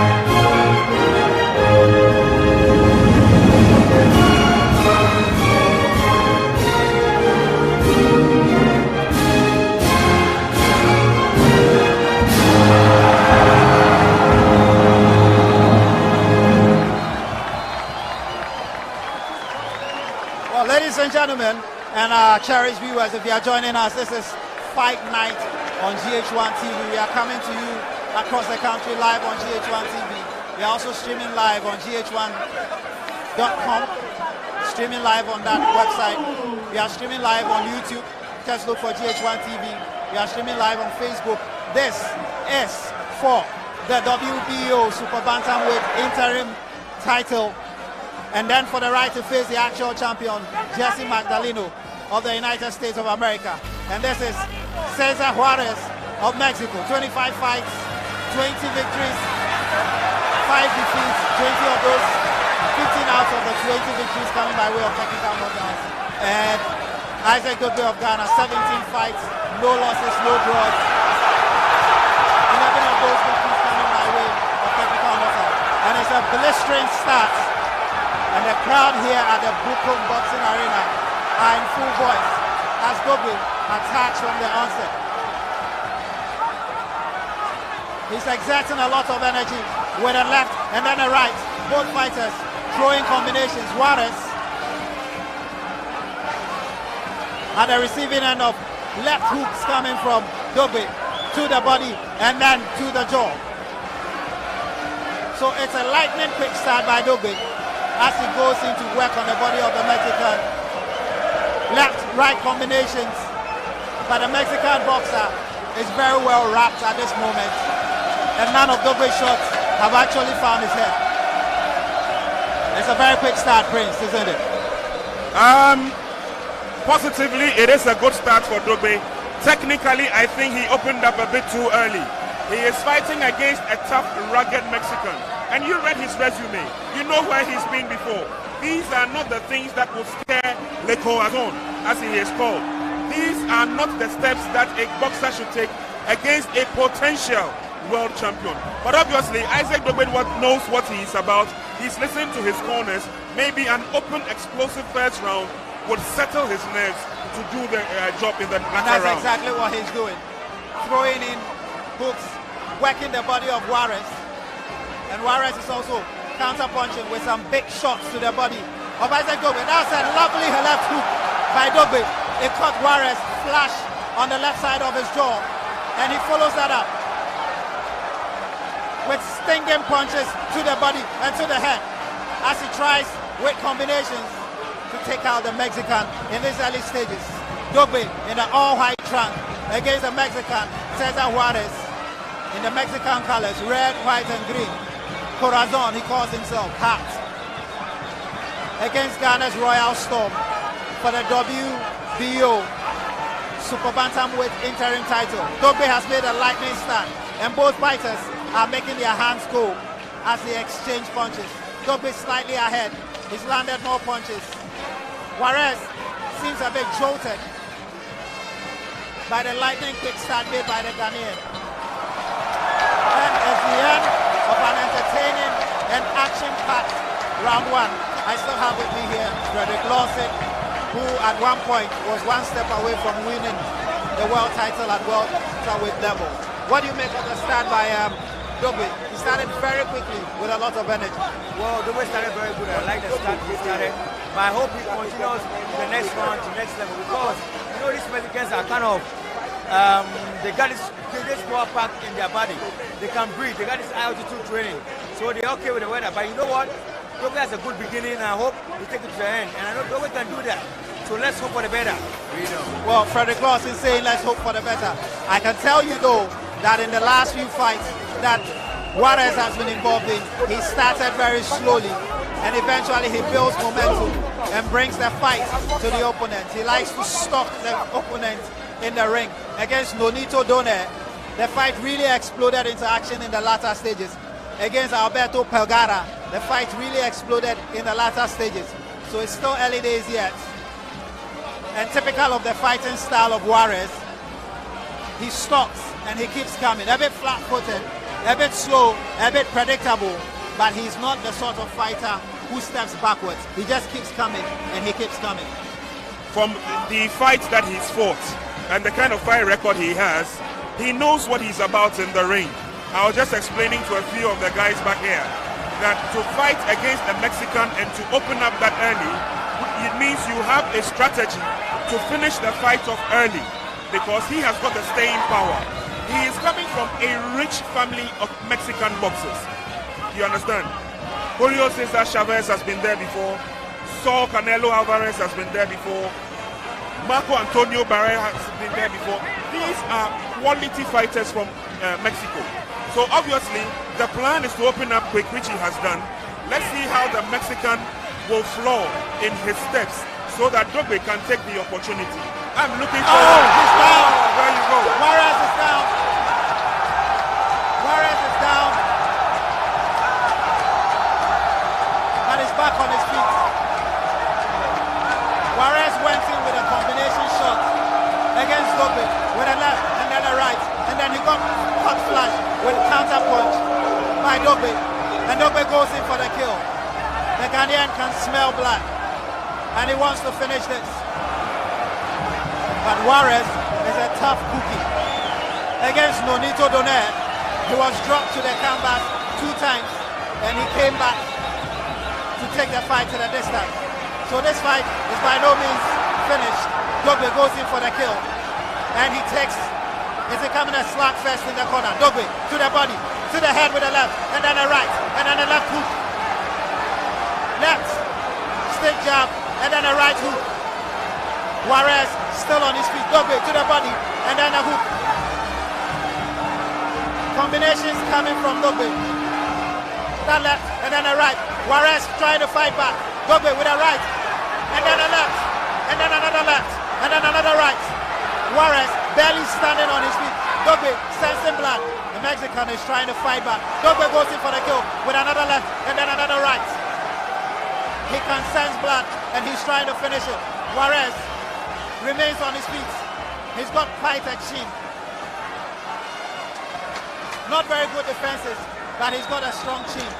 And he stayed on his feet for the rest of the round as we enter the final 10 seconds of the round. A good left finds the face of Dogboe. Dogboe comes in with a left. What a round! And the Bukom boxing arena is bouncing. I can feel the ground shaking beneath my feet. The fans are enjoying this. And Isaac Dogboe is delivering a momentous fighting experience to those who have gathered here tonight. Now let's go back again and see that knockdown. Juarez came in, and then Dogboe with a left counter punch sent him sprawling to the ground. And here's the punch that found him straight to the jaw. It was a left hook. Pepper left hook. That's a pepper left hook at the right time and the right place. No, it's a good hook from Dogboe. Pepper left hook at the right time and the right place. Dogboe swiftly turning defense into attack. He was the one under attack. Cesar Juarez with a left and a right combination. Dogboe spotting the gap with a left hook. He finds the jaw and his man is on his mouth. And that's the flaw I was looking for. As soon as he opened up big in the first round, I knew that he was going to make the Mexican commit mistakes. The mistakes have started coming. He's been able to spot one opening and the left hook did the trick. Let's see what the other rounds have to offer. But let's not be carried away. The Mexican is a true fighter. He is collecting the punches as they come and he's returning them if he can. Dogboe is going for broke at this moment. Starting round 3 just as he started the 2 previous rounds. But mind you, he's exerting a lot of energy. Against Pablo Chacon last year, it took on a similar style, but as the middle rounds came, Chacon grew stronger until he quit. But here's Dogboe again, pounding with a left and a right and a left and a right combination. Dogboe with the hooks and the uppercuts, swinging furiously like a man possessed. He looks like he wants to finish this fight. He doesn't want this fight to travel the distance. But I can tell you that Cesar Juarez has got a tough chin and loves to stay on his feet, take the punishment, and grow stronger in the fight. Dogboe, he seems to have expended some energy. He's bouncing and pivoting himself on his heels as Juarez comes. Juarez's style is to keep stalking his opponent and keep coming. He doesn't know how to retreat when he's fighting. As he comes with some body shots to the left midriff of Dogboe. Dogboe returning fire with fire. Juarez comes. He tries an overhand. It doesn't land. He tries some body punches. And Dogboe returns it in kind. And then goes for the head of Juarez. Dogboe finding the head with his hooks. A big right. And a big left from Juarez. Dogboe with a big left. He couldn't follow it up. Juarez punching away to the body. He's working downtown. Throwing punches, wild punches I have to say. Dogboe with a right overhand. And Juarez with a double combination against Dogboe. This is being fought at an amazing pace. As we enter the final 40 seconds, Dogboe seems a bit knackered, but he throws a good left, which lands. Dogboe with another left and a right. A big right, I have to say. Juarez, he seems a bit disorientated at the moment as Dogboe goes in with a right. Dogboe using the angles and throwing the hooks. At the moment, Juarez is swinging quite wildly. And you can see from the background, this fight is completely absorbing all the VIPs with their eyes on the action. As round 3 comes to an end.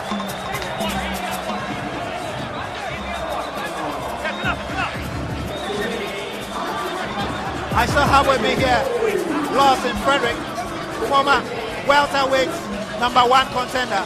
And what do you make of that round? This one was a bit more even than the previous round. Exactly, but I think what my career says, I think Dogboe should take his time. You know, Suarez is weak at the downtown. You just go downtown and step inside and fight to him. Carry the fight. Dogboe carry the fight to him rather. He's going to give a early knockout for this round, the next round coming up. Dogboe should fight to him. He's going to tie him down. It's pound for pound boxing at its finest, Prince.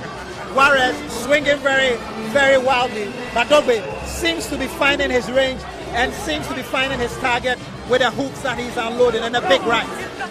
It seems to be working for Dogboe at this stage. I don't know about pound for pound in the world, but at least they're trading the punches, and it looks like it's a give and take affair for now. But the Mexican has shown that he's tough. He's strong in the midsection. He comes out fighting strong, and he takes everything that you give to him. Well, here we go with round 4 of this WBO Super Bantamweight interim title fight between Isaac Dogboe of Ghana and Cesar Juarez of Mexico. Outscored the last 3 rounds in favor of the Ghanaian, but it's been a battle of attrition. No punches pulled. They are letting their hands go. And this is what the fans love. Dogboe being stopped again by Juarez. The Mexican will keep coming. And Dogboe working downtown, throwing punches to the body, working downtown, and then switching very quickly to some headshots with his left jab.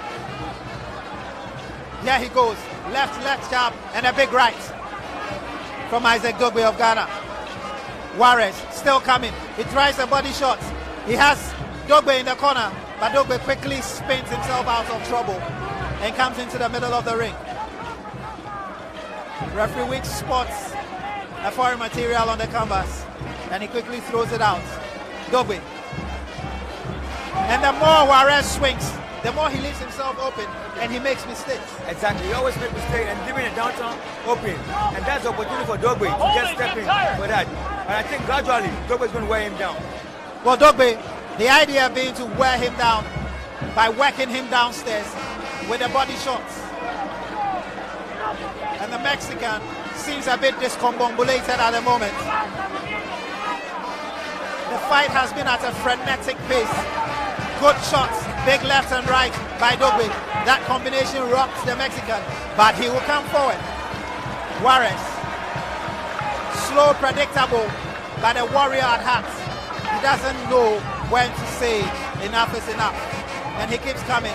And Dogboe exploiting his mistakes, because as he lets his hand go, he exposes himself. And Dogboe taking shots left, right, and another left to the head, another left-right combination to the head.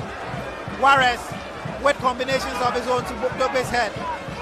This is a tough fight for the Ghanaian. Dogboe again, another big right, and then a jab, and then an uppercut.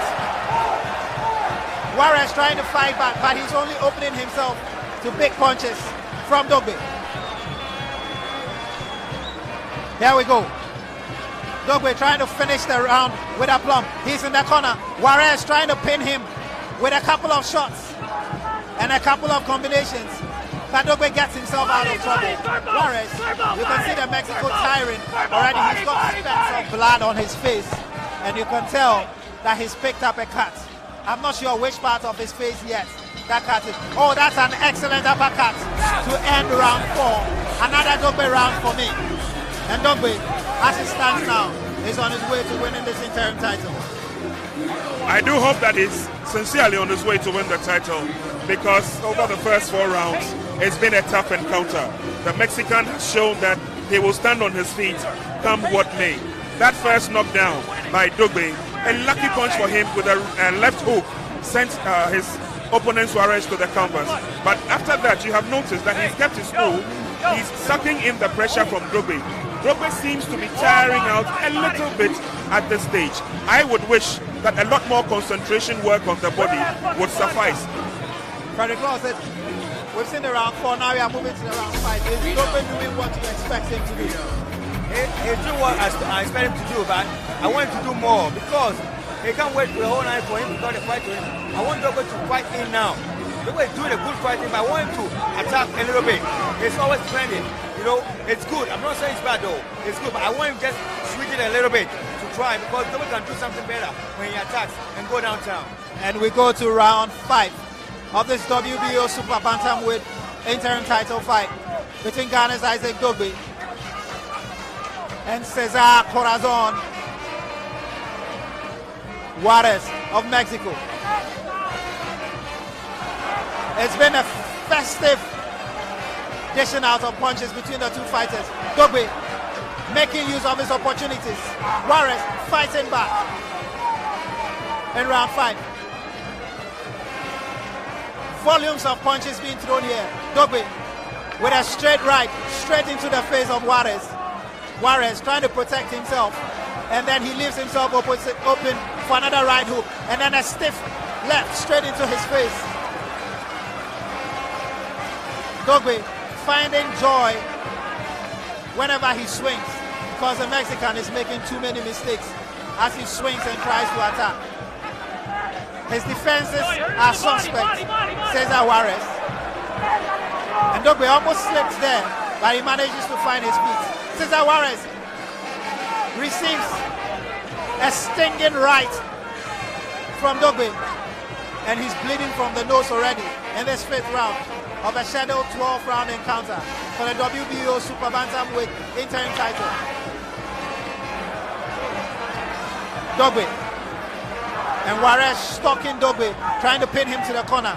The Ghanaian doing excellent work counter boxing and turning his disadvantage in the corner into an advantage. That's a lovely right, straight, landing on the side of the face of Juarez.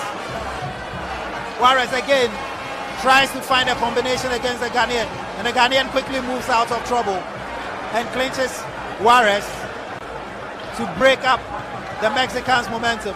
And the Mexican is cautioned. Oh, that's an excellent left hook, and Juarez is down. Juarez is down. Excellent left hook. Tony Wick has stopped the fight. It's over here at the Bukom Boxing Arena. It's over. It's over. Juarez cannot continue. It's over. It's over. It's over. What a night for Ghana boxing, and what a night for Isaac Dogboe, the Royal Storm. That left hook came out of nowhere. Cesar Juarez never saw that coming. It dropped him. He's not able to continue. His eyes are glazed. His nostrils are oozing blood. The Royal Storm, Isaac Dogboe, has done it again in front of his partisan home crowd. He has beaten Cesar Juarez and is a new WBO Super Bantamweight interim world champion. Now let's just see how it went down, and let's just rewind it. Juarez attacking again, pushing Dogboe to the corner. Dogboe very smartly clinches, and he manages to weather the storm. The referee warns the Mexican, and then they are left to engage again. The Mexican, as usual, comes forward, and Dogboe with that left hook withstand him. Amazing punching power, man. Because you know what? Dogboe just set him up. He set him up with a jab and the weak punches, following him in. He was just walking in, so automatically he stepped into the right punch, and that was it. That punch was a grand punch at the same time and a good target. What a night of boxing for Ghana. Impressive. 6th round. Impressive. Technical knockout. Impressive. You did say it. We're going to have our youngest world champion yet. He has proved the skeptics wrong by going out explosively in the 1st round. He has capped it all with a knockout of the fight. The evening has been good for Ghana boxing. The evening has been good for WBO boxing. The evening has been good for Isaac the Royal Storm Dogboe. He did indicate that he will have the world title round his waist. He definitely has done that. He pays homage to the ARS, and there you have a proud world WBO interim Super Bantamweight champion. Well, Isaac Dogboe is on his way to big things. But generally, how do you rate this performance? I mean, you've seen some of your colleagues fight. You have even sparred Frederick Lawson with Manny Pacquiao before. How will you rate this performance from Isaac Dogboe? It's good. It's good. It's just perfect. This is a nice performance I've never seen in a long time in Ghana history. must have seen one of Ghana boxing history today. You got me right? Because, you know, it's a long time I saw this type of performance in Ghana history of boxing. And it's a very good performance. I'm glad I saw this tonight. You think referee Tony Weeks stopped the fight at the right time? Because Juarez seemed like he wanted to fight, but the eyes were glazed and it didn't look like he could continue. Not at all. His eyes was up. He is not ready for it at all. He wasn't ready for it at all. He wasn't ready for that punch at all. But you know, the point was the right time and the right place. So now, ladies and gentlemen,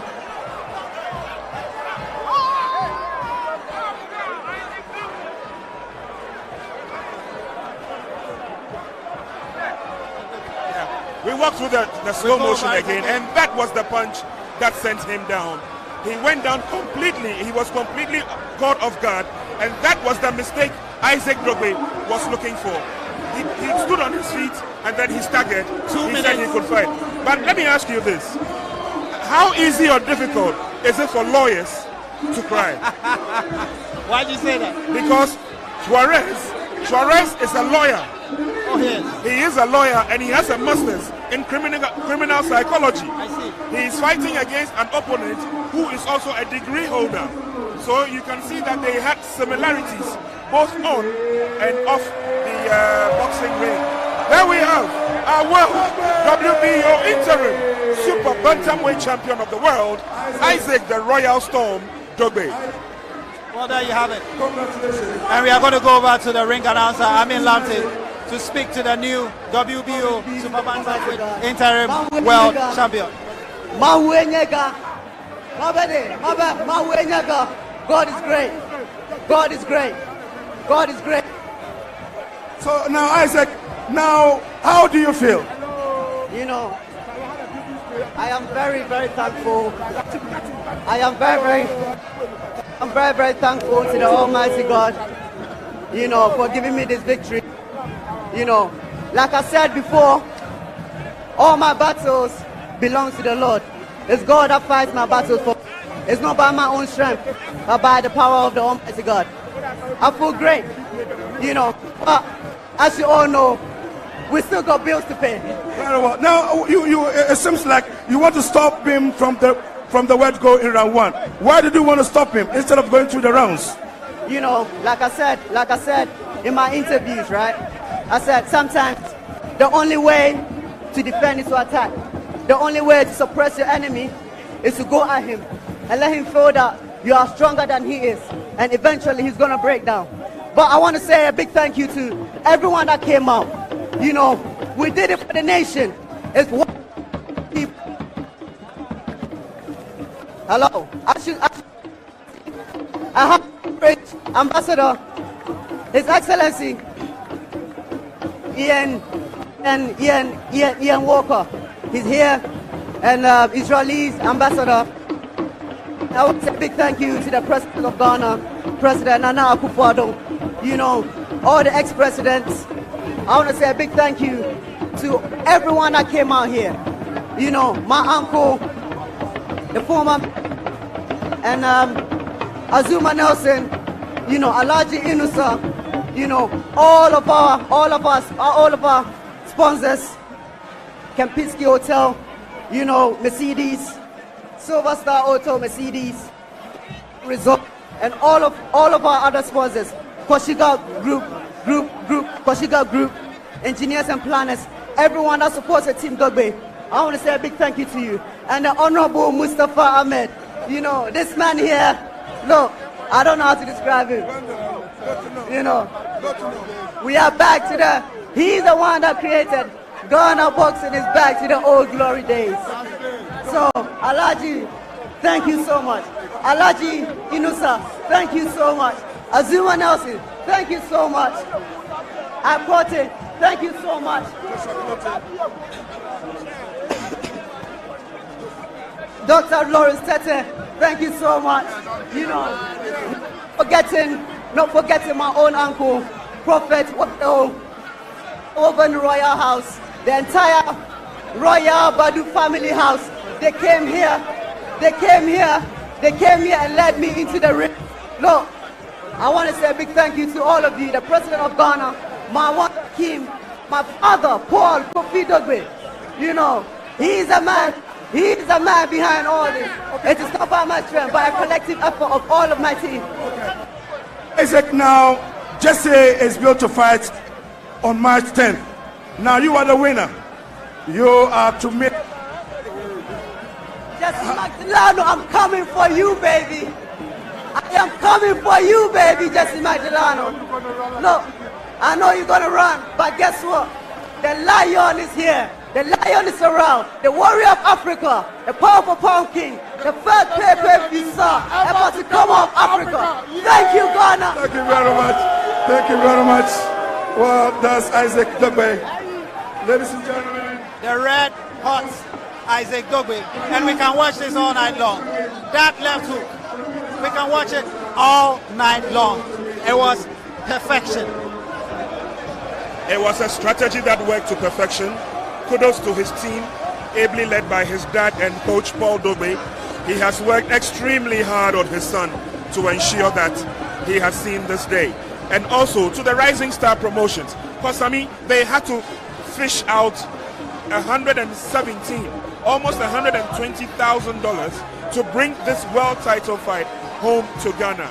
They did it within 72 hours and it has yielded dividends. Hey, look, I don't know about the marriage between prize fighting and religion, but I can see several prominent men of God, and indeed the whole ARS church supporting their fighter tonight. And what a way to open 2018.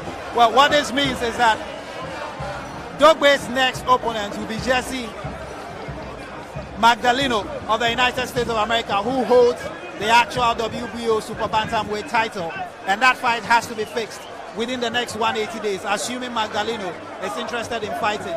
Because if he drops the title, then Dogboe will have to fight somebody else for it. But if he wants to hang on to the title, because he was supposed to have fought against Juarez for this title in October, then he needs to fight Dogboe. That's very true, and I don't think he will chicken out fighting Isaac Dogboe, because the whole world wants to see who's the best pound for pound in the super bantamweight category. Obviously, Isaac Dogboe has announced to the world that he has arrived and he has come to stay. Jesse Magdaleno need not run away from this. He has to pick up the big shots. He will be calling the shots. He has to pick up the opportunity and fight against the Royal Storm. There is nothing that should stop Jesse Magdaleno now from fighting in the ring, and this time around fighting against the Lion from Africa, Ghana. Well, this is a shot in the arm for Ghana boxing, and so Dogboe has done it. Now he has the opportunity to fight for the main world title, the WBO title. But what does this mean for Ghana boxing? I'm checking the lineup, and there's you with the silver title. There's Duke Micah, who's got another title, but it's not a recognized world title. There's Rafael Mensah at super featherweight, who is likely to fight before March. Habib Ahmed will fight for the super middleweight belt against Gilberto Ramirez, super welterweight, in February. And Richie Comey is still in the mix. How does 2018 look like for Ghana boxing, Frederick Lawson? It looks very bright because, 2018 is going to be something great in Ghana boxing history, because we're all going out there to bring what we have in there out, and we're almost there to the point to show, exhibit what we have inside, what we learned over the years, and we're ready to bring it out to the world. So let's just have the support and moral go from Ghana to bring it out to the world to see that we have these champions now. We're ready. How do you guys usually see each other? Do you see each other as rivals? Because Ghana is looking for a world champion. Everybody wants to be that guy who delivers the world title to Ghana. Or do you see, as Dogboe has done now, the other person as a source of inspiration to the rest of you? Not at all. What he's done tonight has inspired me myself, has inspired Richie, has inspired everyone, all of us in the competition there. We all know in the same categories, but all fighting for a good thing to bring to one nation, So we're just ready to end. We're glad he started in a good year for us, and we're going to continue what he started and bring it down to December. Well, and so Prince, at the end of the main event, after 2 minutes, 2 seconds into round 5 of the scheduled 12th round title fight for the WBO Super Bantamweight interim title, it's Isaac Dogboe of Ghana who has won via technical knockouts, to take the interim title and set up that mandatory challenge against Hesse Magdaleno. Final words. Well, congratulations to the Royal Storm. He promised Ghanaians a world title. He has the interim WBO Super Bantamweight title. The big one is just around the corner. All Magdaleno has to do is to say, yes, I am ready, and that big fight will be on. But he's proved to the whole world that indeed he has come to stay. I have been particularly gracious and respectful of Team Dogboe. They have worked so very hard to ensure that this has come to see the light of the day. I had a one-hour interview with Isaac Dogboe after he fought his last fight, and he told me, Prince, the next time you see me, the announcement will be, and the new. He has put that title around his belt and that belt around his waist. He's looking for the bigger one. Congratulations to Team Dogboe. Congratulations to Isaac and his father Paul. They have indeed not only made themselves proud, but they have made Ghana proud. Well, this will be the enduring image for weeks to come. Isaac Dogboe's fatal left hook, the dangerous left hook that leveled Cesar Juarez and won for him the interim title. So congratulations to Team Dogboe. And we have one more fight for you. It's one of the undercards which was postponed after the fight. It's Prince Okonate taking on Odate Lamte in the middleweight contest. But for me, well, it's goodbye for now. I've benefited from the knowledge and experience of Frederick Okuka-Lelson. Frederick, thank you very much for joining us tonight. You're welcome. Who is campaigning, and all the best. We hope that you get close to winning a world title at welterweight level. Soon, sir.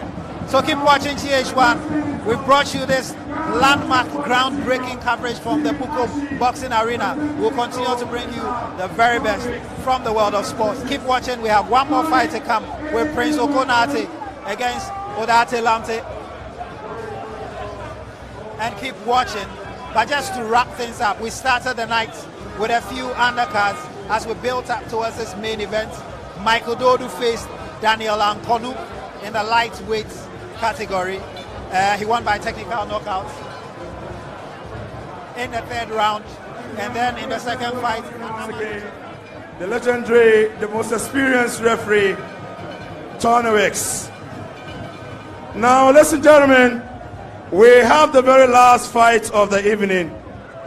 We have a middleweight contest between Prince Okonate and Odate Lamte. Officials for this bout, we have Judge 1, Erasmus O, Judge 2, Clement Ashon, and Judge 3, J.B. Owusu-Ansah. And the referee for this bout is Michael Nikwe.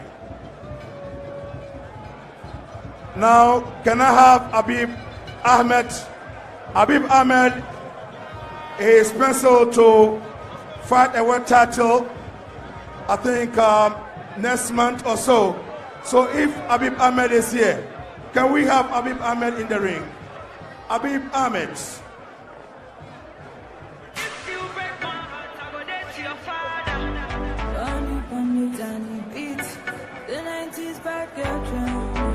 Habib Ahmed of Ghana is taking on Gilberto Ramirez in the United States of America.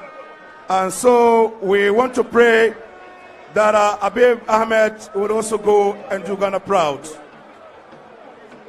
Rafael Mensah is also fighting, according to Mr. Yofi Boham. So Rafael Mensah is also fighting.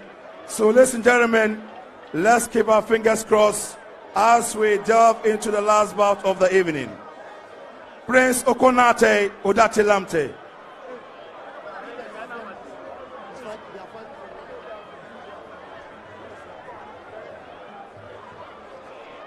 Now, ladies and gentlemen, that's Habib Ahmed. Is also going to fight for the world title against Ramirez. Habib, now when are you leaving Ghana? Ghana, are you ready for a world title? Ghana, are you ready for a world title? Then don't let to be told. On 3rd February, I'm going to storm USA. I'm going to take Gilberto's Ramirez. He started from Amlola, Ghana. So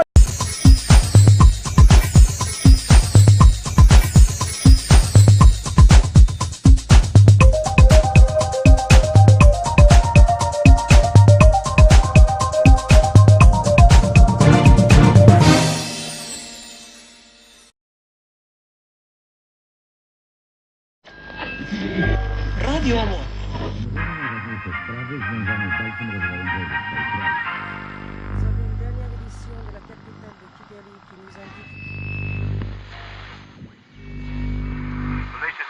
Came too late to save these villages.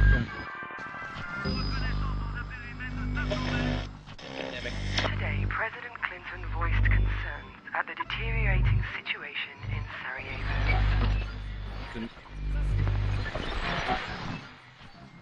When people ask me, good listeners, why do I hate all the Tutsi?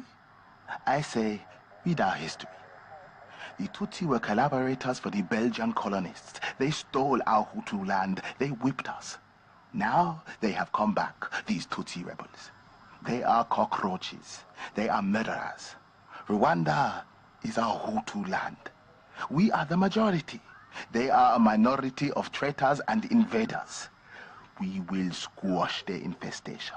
We will wipe out the RPF rebels. This is RTLM Hutu Power Radio. Stay alert. Watch your neighbors.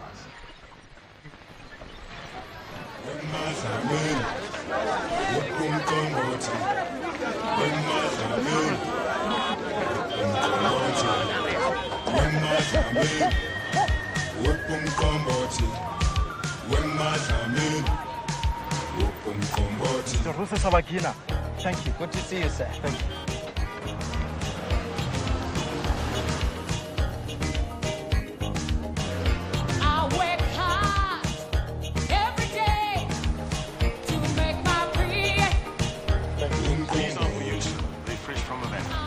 Wonderful. Next time you are there, tell Fidel that I said hello.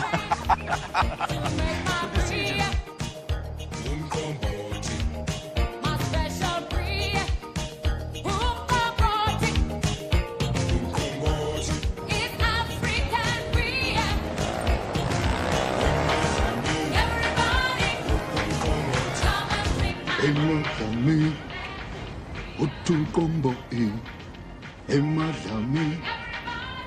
Oh, that is a fine cigar. This is a Cohiba cigar. Each one is worth 10,000 francs. 10,000 francs? Yes, but it is worth